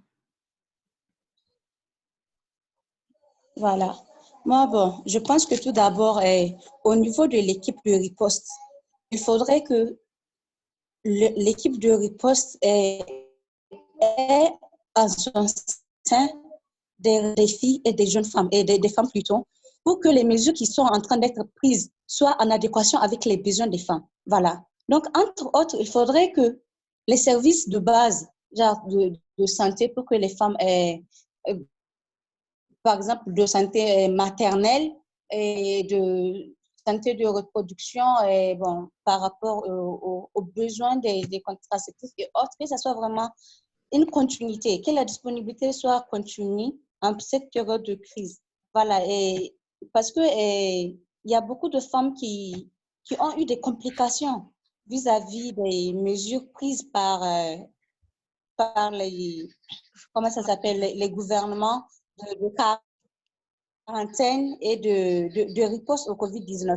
Il y a beaucoup de femmes qui ont dû accoucher à la maison, qui ont eu des complications. Donc, il faudrait que dans la riposte, dans les mesures qui sont en train d'être prises, qu'on tienne compte de ces aspects-là, qu'on tienne compte des violences conjugales qui sont en train d'être d'augmenter. Donc, il faudrait qu'il y ait des dispositions qui sont prises en continu pour protéger les filles et les femmes en période de crise, au niveau des ménages et aussi au niveau de leur prise en charge, genre économiquement. Parce que, vous savez, en Afrique, plus de 26% des chefs de famille sont des femmes. Donc, particulièrement au Sahel, c'est presque 50% des foyers, des ménages qui sont des femmes. Donc, il faudrait vraiment qu'il y ait dans la riposte que les mesures tiennent compte des besoins des femmes, de les protéger en continu et en même temps économiquement aussi de les soutenir pour qu'elles soient moins exposées, moins vulnérables. Parce que la plupart évoluent dans un domaine informel, dans les commerces informels, etc.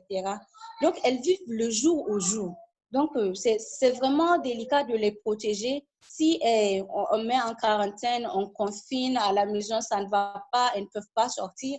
Donc, il faudrait qu'il y ait vraiment des mesures d'accompagnement sur tous ces plans-là pour que la femme, les jeunes filles, les femmes soient épanouies. Merci beaucoup, Halimatou. So now I think it's time to move to the last recommendations. As we are wrapping up this interesting webinar, regardless of the internet connectivity that we had, but we made it, and we were going to, edit the recorded webinar, and then we're going to post the whole video online because we had a cutoff on the live stream. I don't know if Nemi is here. Nemi, are you here? Are you ready? Nemi was supposed to be our co-moderator for this webinar. Unfortunately, she had a lot of internet connections. So, I'm giving the floor to her to wrap up for the recommendation section. Can you activate your mic, Nemi? Nemi? Can you activate your mic? Okay. Yeah, okay, go ahead. You have the floor. Can you hear me? Yes. I have done that. Yeah, we can hear you. Let me apologize to our guest speakers. For no, I couldn't. Nemi, I think we're hardly. Sorry, I couldn't join. So what's it for? I don't think we're able to hear you, Nemi. Can you hear me? Now we're hearing you, but I think the connection gets cut off. So, we wanted to get some of our speakers, as the time zone is a bit late for them. So we wanted to go to Vivian and Kamal first for the recommendation. Why don't you go ahead? We try to hear you, but I think you have a connection problem. Can you try it again, Nemi? Okay, Nemi, I'll get back to you. Let me go to Vivian.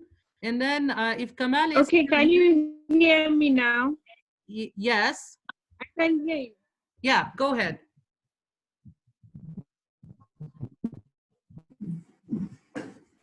No, I don't think so. Let me get please Vivian first.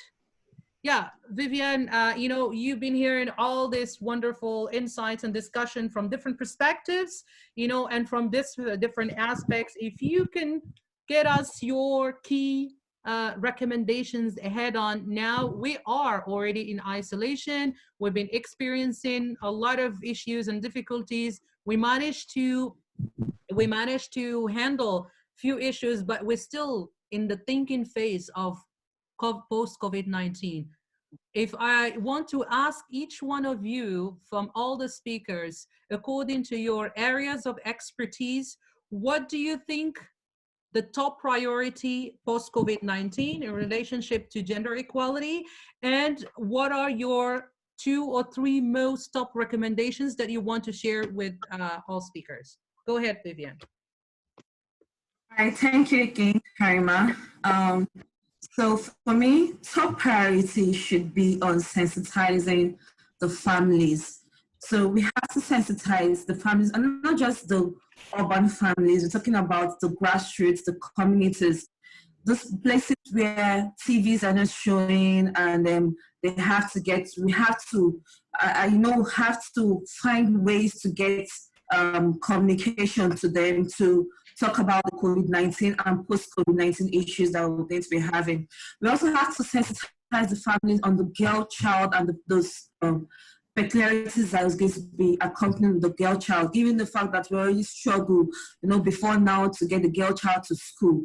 Post-COVID, now during this COVID-19 situation where children have to drop out of school or rather stay at home due to close of schools, the girl child might be affected, the girl child might drop out of schools, and we have to continuously sensitize families while the girl child has to still go to school. So we have to, like I said earlier, put our best foot forward on sensitizing our families, getting the grassroots, communicating down to what we used to do before now, or while the girl child has to go to school. We have to make sure, or we have to get to abolish child marriages, early pregnancies, or unwanted pregnancies that might be an aftermath of this.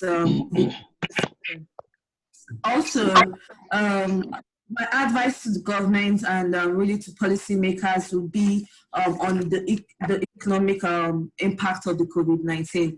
I would like to get the government to look at having tax breaks, tax cutbacks, tax holidays on some of the companies that are running, to be able to keep their workforce for a longer time. The government should be able to give them some sort of tax holidays, to help these companies have a better foot, have a better standing post-COVID-19, to help, especially companies that the female gender as their majority workforce. Talking about the aviation industry, the hospitality industry, we have to, even the small and medium-scale businesses, the government has to find a way, to have tax cuts and tax holidays for these companies to keep them afloat for a particular period of time.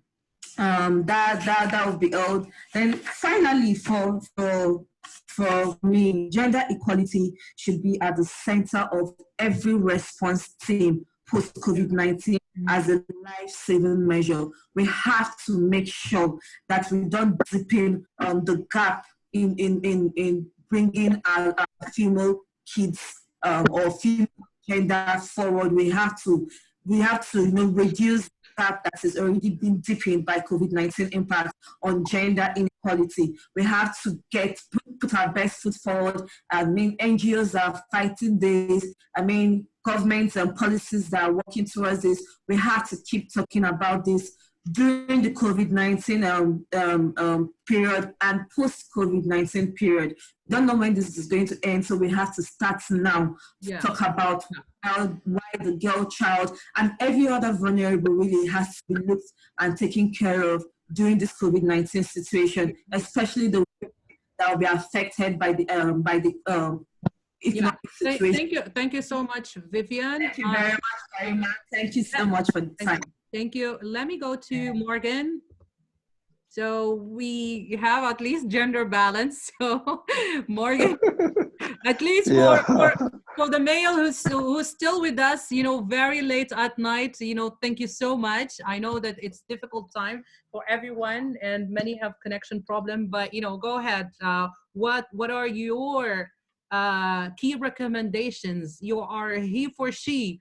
What should be changed to promote more gender equality and include more men in, you know, in promoting gender equality in Africa? Go ahead.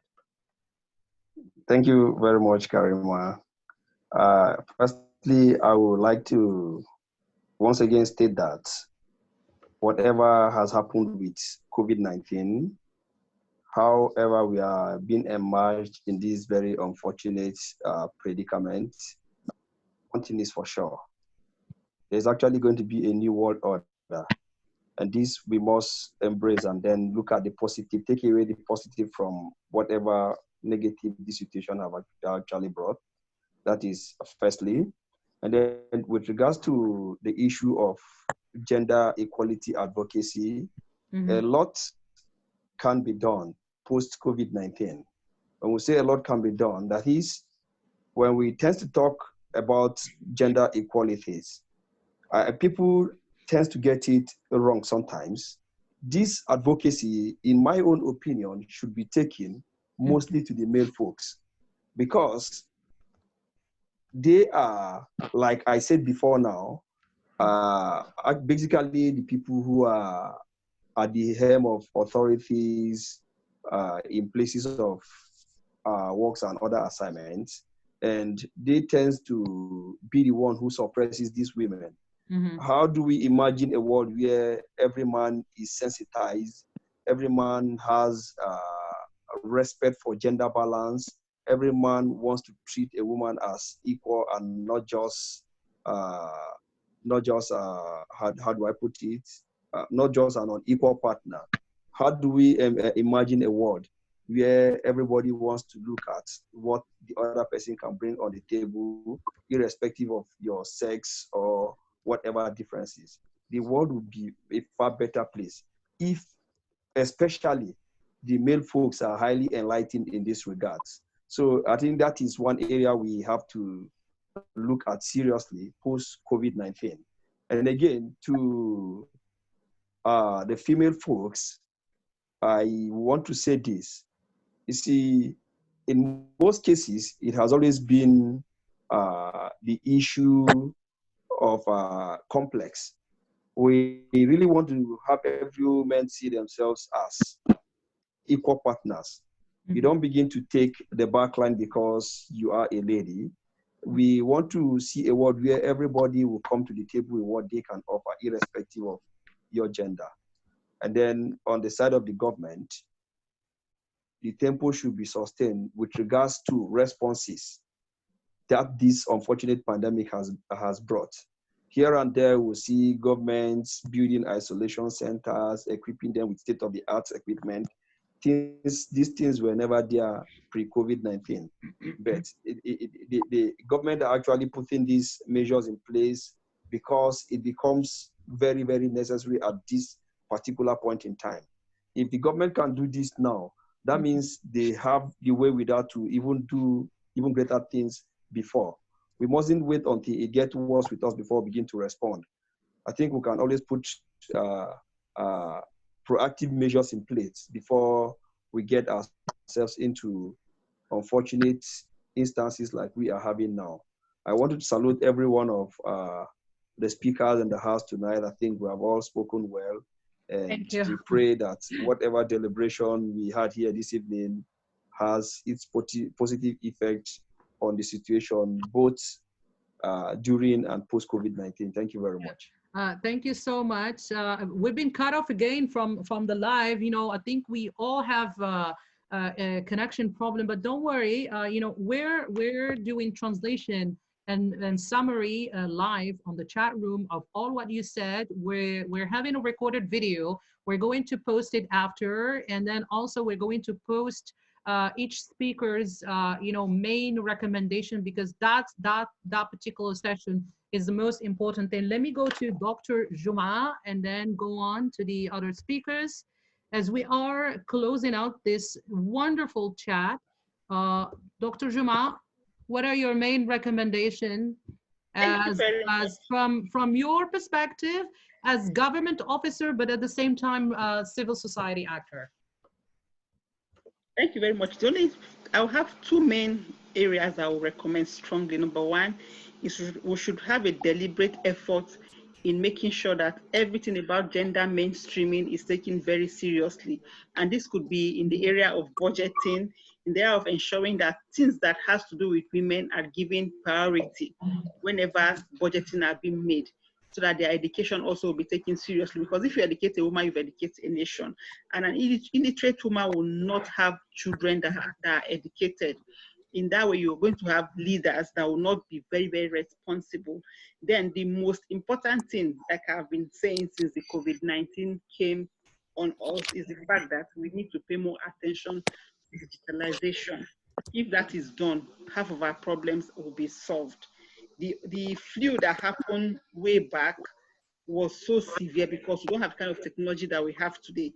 COVID-19 is being dealt with as we are dealing with it now because we have the opportunity and advantage of communicating with each other regularly and on time, because we can share experience of what happened in other countries. What is it that they have done well that has made their problems to be as easy as it is, or where the problem is serious, we mitigate against them based on the information that we've gotten online, which is why it's not as catastrophic as it should be in some other countries. And also, we should also, as a matter of priority, go back to agriculture with all its seriousness. I'm saying this now as a government official. In FCT, we have to rely on farm produce from other states to be able to have our palliative to be effectively okay. Meanwhile, if we had taken agriculture very seriously in FCT, we could have produced the rice, the beans, all the things that we've been able to distribute. It could have cost us lower than what it has cost us to be able to reach our target audience now. So number one, gender mainstreaming should be taken very important. Digitalization is key because it's the way to go going forward. Then also agriculture also should be taken very seriously. And I want to thank Karima very well for this laudable initiative. Keep doing the good work that you're doing, and our partnership will keep growing. Yes,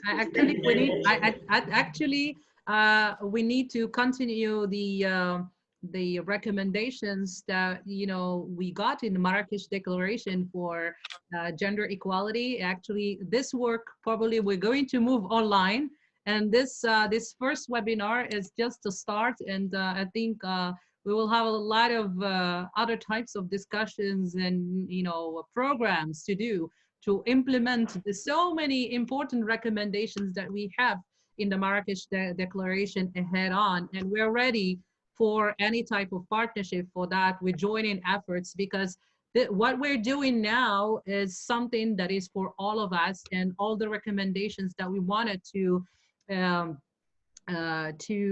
get out of these very, very fruitful webinars is actually to get something hands-on and practical and provide different voices from women, men, and youth, to policymakers to hear our, viewpoints about how we see Africa in the post-COVID-19. Thank you so much, Dr. Thank you very much. And lastly, I think women also should rally around themselves. We cannot continue talking about women equality when we don't support ourselves. So anywhere you ask a woman in Africa and around the world, if you see a sister struggling, give her a lending hand. That way she'll be able to rise up to her feet and know that she has somebody that she can always cry to, and she'll be able to get her problems solved. Thank you. Let me go back to a he for she. So you see, I'm trying to be gender sensitive. Dr. Tariq Al-Ilami, are you here? Yes. Yeah, okay. So I'm trying to do my best. So we're having just a few minutes to wrap up. What's your recommendation, Dr. Tariq? All right. Thank you very much, all speakers, for the very thought-provoking and eye-opening input. Well, I think that I don't believe in equality. Daniel, we're going to have another webinar starting points. Go ahead, yeah. Because men should sit back and give the floor and the ground to women to lead and to govern the world. And I think that this means that women should be more and more involved in policy making, in decision making. And this is very important.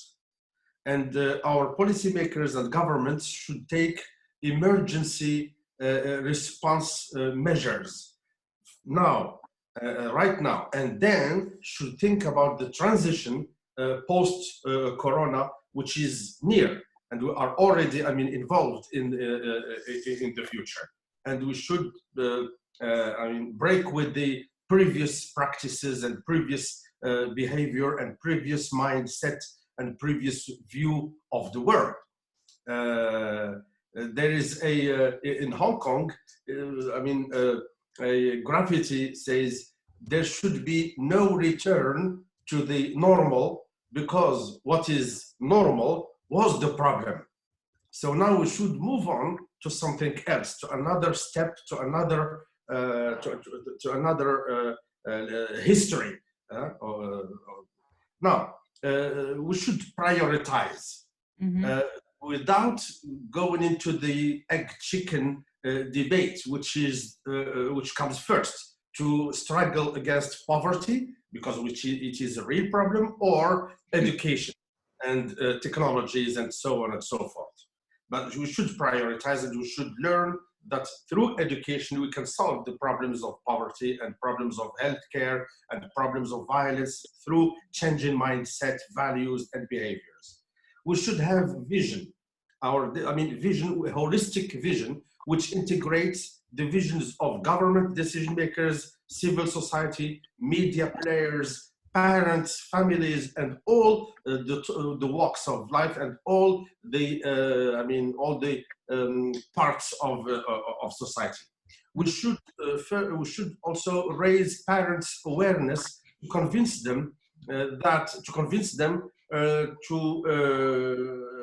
their children have to remain engaged in their studies. And we should even encourage them financially, and we should sensitize them and raise their awareness. Yeah. We should enhance the role of the media in giving information. Now we have seen that information has become just like food. It is very essential and fundamental and very important to survival. Without information, we cannot survive. We can easily, get contaminated by corona, and then with information, we can avoid this. With information is the true and genuine capital. Then school textbooks and curricula, because they include many stereotypes, and we should revise them, and we should revise the whole package of education in terms of methodology and in terms of content. I think that we should have a holistic vision, to have a societal project, un projet de société, with a holistic vision, including all the parameters, all the factors, and all the constituents of society. And we should tell each other, men and women, do not go in front of me, I may not follow. Don't go behind me, I may not lead. Go beside me and just be my friend. Yeah. Thank you. And that led me to Fatem Zahra, since he talked about politics. Let me go back to Fatem Zahra. What's your recommendation? Okay, thank you everyone. It's a pleasure to get to know you and to have your insights about this important topic. For my recommendation, I will switch to French, if you don't mind. Yeah, sure. Alors, bien sûr, aujourd'hui, on ne peut pas nier, comme l'a très bien dit Dr Tarek, qu'on rentre dans un nouveau monde, on rentre dans un nouveau mode de vie, une nouvelle économie de vie. Et donc, notre manière de penser et de réfléchir toutes les stratégies dorénavant doivent, pour ma part en tout cas, d'une manière importante, mentionner l'approche genre et l'importance de son inclusion dans toute politique publique pour garantir la démarche inclusive dont nous parlons.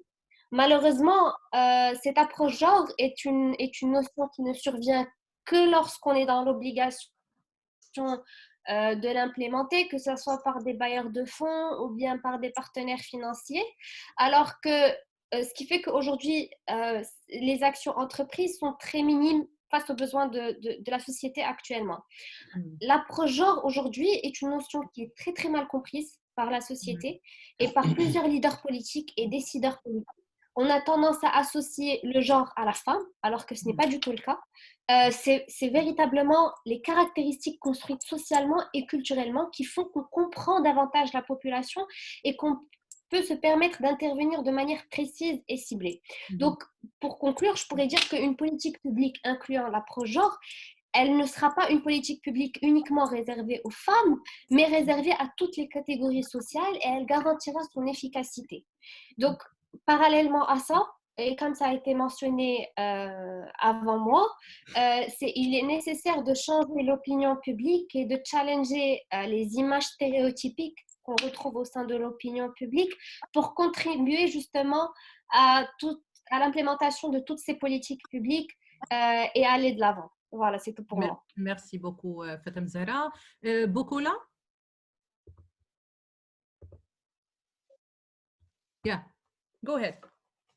Okay, so for me, what I'm going to say is this. It's obvious that COVID-19 has brought about a skill gap. And whether we like it or not, even though women are not really taking so much skills that can still sustain them, I would really want if the leaders and also probably non-governmental organizations can begin to infuse some digital literacy in every of the things we are doing, because whatever we'll be doing right now is going to be coming from a medium, and it's through digital, it's through the internet. That's how we'll be getting things done from now on. And there are some women that don't even have access to this. So how are we going to go about this? We have to strategize and look for ways in which every woman will have access probably to an Android phone or to a laptop, that it can have access to internet to get things done. And the truth is that when vulnerable groups, when they know the importance and the essence of what they are being given, they will appreciate it and do it. It's not every of the women that will be going to the farm. The ones that won't be going to the farm to sustain themselves need to be equipped digitally. They need to have access to digital literacy. That needs to even be hammered. Like, we need to, after COVID, after everybody resumed back, the first skills we need to start empowering our women, empowering vulnerable groups is digital literacy. They need to have it. And also the healthcare, we have realized that every of the attention has been focused towards COVID, how to control, how to combat it. Now, what happens to women that are pregnant at this moment? I'm sure the increase of maternal mortality to some extent has increased, but it's not recorded. Now, we need to figure out a way out whereby we can use digital to allow these women to have access to healthcare services, because they might not be working miles, and no doctors might want to even go to such locations because that's been the incident. So I'm still going to be talking more of the digital. I'm talking about the fact that I remember before this COVID-19 came about, we're actually training some girls how to learn programming and social media marketing. And for me now, I'm like, now COVID-19 has come and we've stopped this training for these girls. Now, is that going to be, there should be a new way. That's for me. I'm asking myself that there's going to be a new way for us to get in touch to these girls, because now, if they're not being trained right now, some of them will be subjected to child marriage. Some of them, they might not even want to come back again and do it because they might have lost interest. So what better way? I was just thinking that in a situation whereby these girls have laptops, they have internet access, we could take this class virtually without them even attending, coming to the hall or doing anything. So this has even made me realize that we need to let our political leaders, our leaders and people in the arms of affairs to understand the role of digital literacy, to understand the fact that we need to empower every woman to learn digital literacy. Yeah. For them to anything they're going to do, they will need it. And thank you.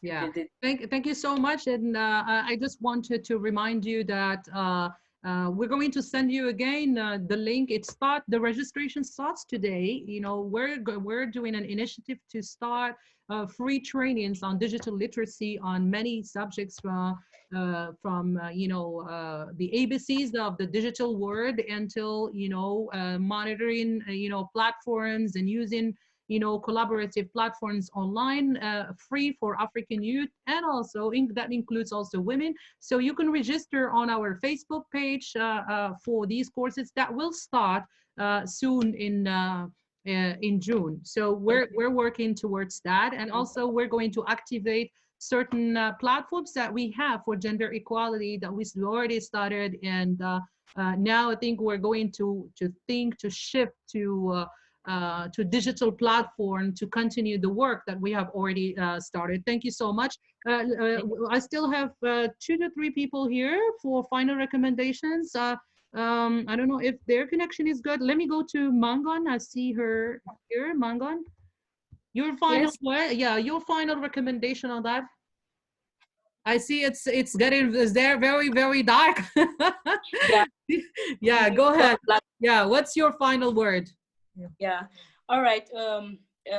Actually, the other recommendations, if I'm talking about it, it will actually be a repetition, but I want to make a recommendation as concerns the future policy change, especially when it comes to health. We all know health is wealth, and if actually we don't take our health very important, we won't be here. Seriously, we won't be here. So to begin with, there should be a coordinated strategy necessary to deal with health emergency needs to support the economic activity in order to prepare grounds for recovery, especially with the vulnerable group and the women. If actually African countries take this into consideration, then I think we will go a long way to protect the women and the vulnerable group. Secondly, there should be significant public resources directed to strengthen the healthcare sector and to support affected workers and economic sectors. Actually, we have been talking, we have not actually spoken about our healthcare sector. Majority of them have actually been, you know, open or affected by the COVID-19. And we all know majority of them have actually lost their lives. So I think it's a kind of, we actually have to applaud because they are heroes. They died because, they wanted to protect us. And I think in the nearest future, since we have had other pandemics behind us and we have this COVID-19, and we don't know what will come in the nearest future, I think the healthcare is actually another vulnerable group we have to look up to. The governments of all African countries also have to take into consideration this very important point, because if we keep on losing them, we will not have the people in future to help us to fight other pandemics. Looking at there should be also be stringent and innovative proposals brought up by, you know, African countries to make, or the budgets of African countries to make best use of the resources to fight the crisis. Actually, there are some African countries who have actually, you know, tried to put in place resources to fight, but there are some other African countries who actually, you know, it's not easy. And if you see, many of the citizens are actually tired of the whole thing. And I will allude to, you know, the situation in Cameroon. Many of the citizens are tired of the pandemic, and because they don't have actually, normally the government has supported, but the government has not done its best. The government has not done its best. So I think in that direction, the government of African countries should see into it that the citizens too are also a vulnerable group and they should be looked into.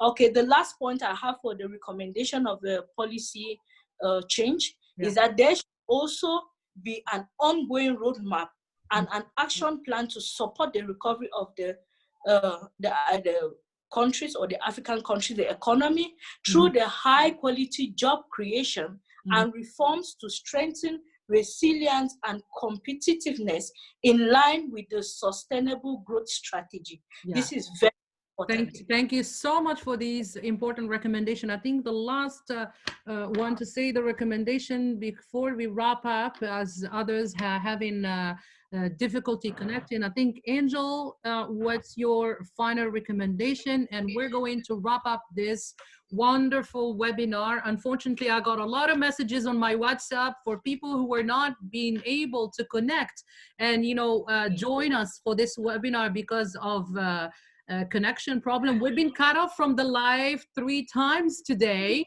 you know, but fortunately we're recording, so we're going to save this webinar and post it later on our Facebook. And I'm taking all the recommendations either from Facebook or from the chat room, from the people who are still with us here, and also all the recommendations that I got in WhatsApp. And we're going to send you a draft report so that you can get us more input before we publish the report about this webinar. Go ahead, Angel, for the last word before we wrap up this webinar. Go ahead. All right, Karima, you have so much energy at this time. I'm trying. You're trying. That's great. And one thing I want to take away from this discussion is, I want to give as a recommendation is the accreditation of digital learning. So this is something that we are now looking into at this time, but previously online and distance learning was not really appreciated by our economies, by our employers, by other universities when you need to maybe move from undergraduate to masters. So online learning and digital learning accreditation should be made a priority at this time, because we should have a universal way of accepting any form of learning that has been done digitally. Any skills that have been learned online should be certified and should be at a standard where they can be presented to employers for employment, should be presented for a platform for consideration of any opportunity that anyone desires to grow, having learned their education online, because that has been something that has not been well embraced in the past. Digital learning has not been widely accepted all over the world as the traditional form of learning, of going and sitting in class.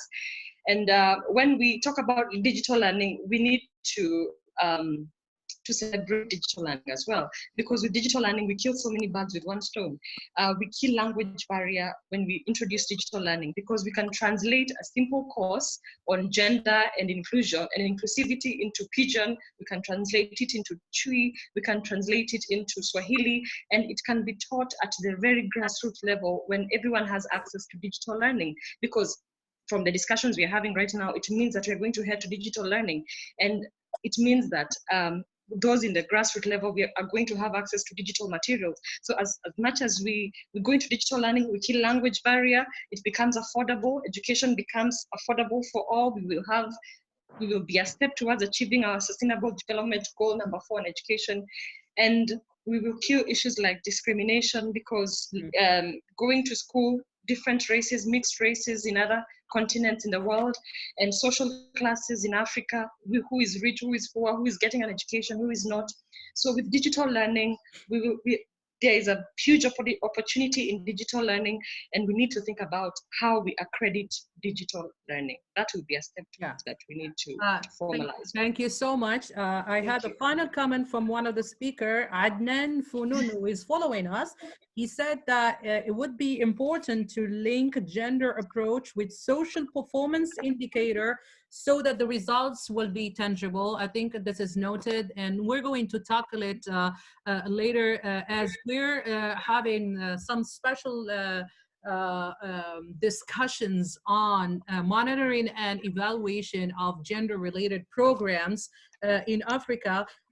Before closing out, I just wanted to mention that we talked too much today about digitalization, and we're going to have another webinar in the coming weeks or so on Digital Africa. So I will be inviting you to participate with us in this, since this is going to be the trend of the next few months and the next few years. So we'll be participating in proposing alternative to improve this opportunity, which also presents a challenge for us because of the digital infrastructure that we have that prevents many people to connect today. I want to thank every one of you who took the time to be with us today, regardless of the time zone, regardless of the connection problems. I would like also to thank those who were following us live, although we've been cut off for many times because of connection. I would also like to thank ICD members and also those who are behind the scenes who have been preparing for this. I'm thanking Fatem Zahra, I'm thanking Mariam Agedi, and also I'm thanking Sufyan Ben Brahim, and also I'm thanking our champion Absamad Bilgada, who is doing marvelous work in translating and summarizing all your ideas on the chat room from French to English and English to French. And also I'm thanking our partners, Helpline Foundation, for the Needy Abuja, and also Africa My Home, and also the platform of young women leaders of Francophone Africa, who is also our partner for these webinars and from the upcoming webinars. Thanks to all the speakers who dedicated time to come and share with us these wonderful insights about the impact of COVID-19 on women and vulnerable groups.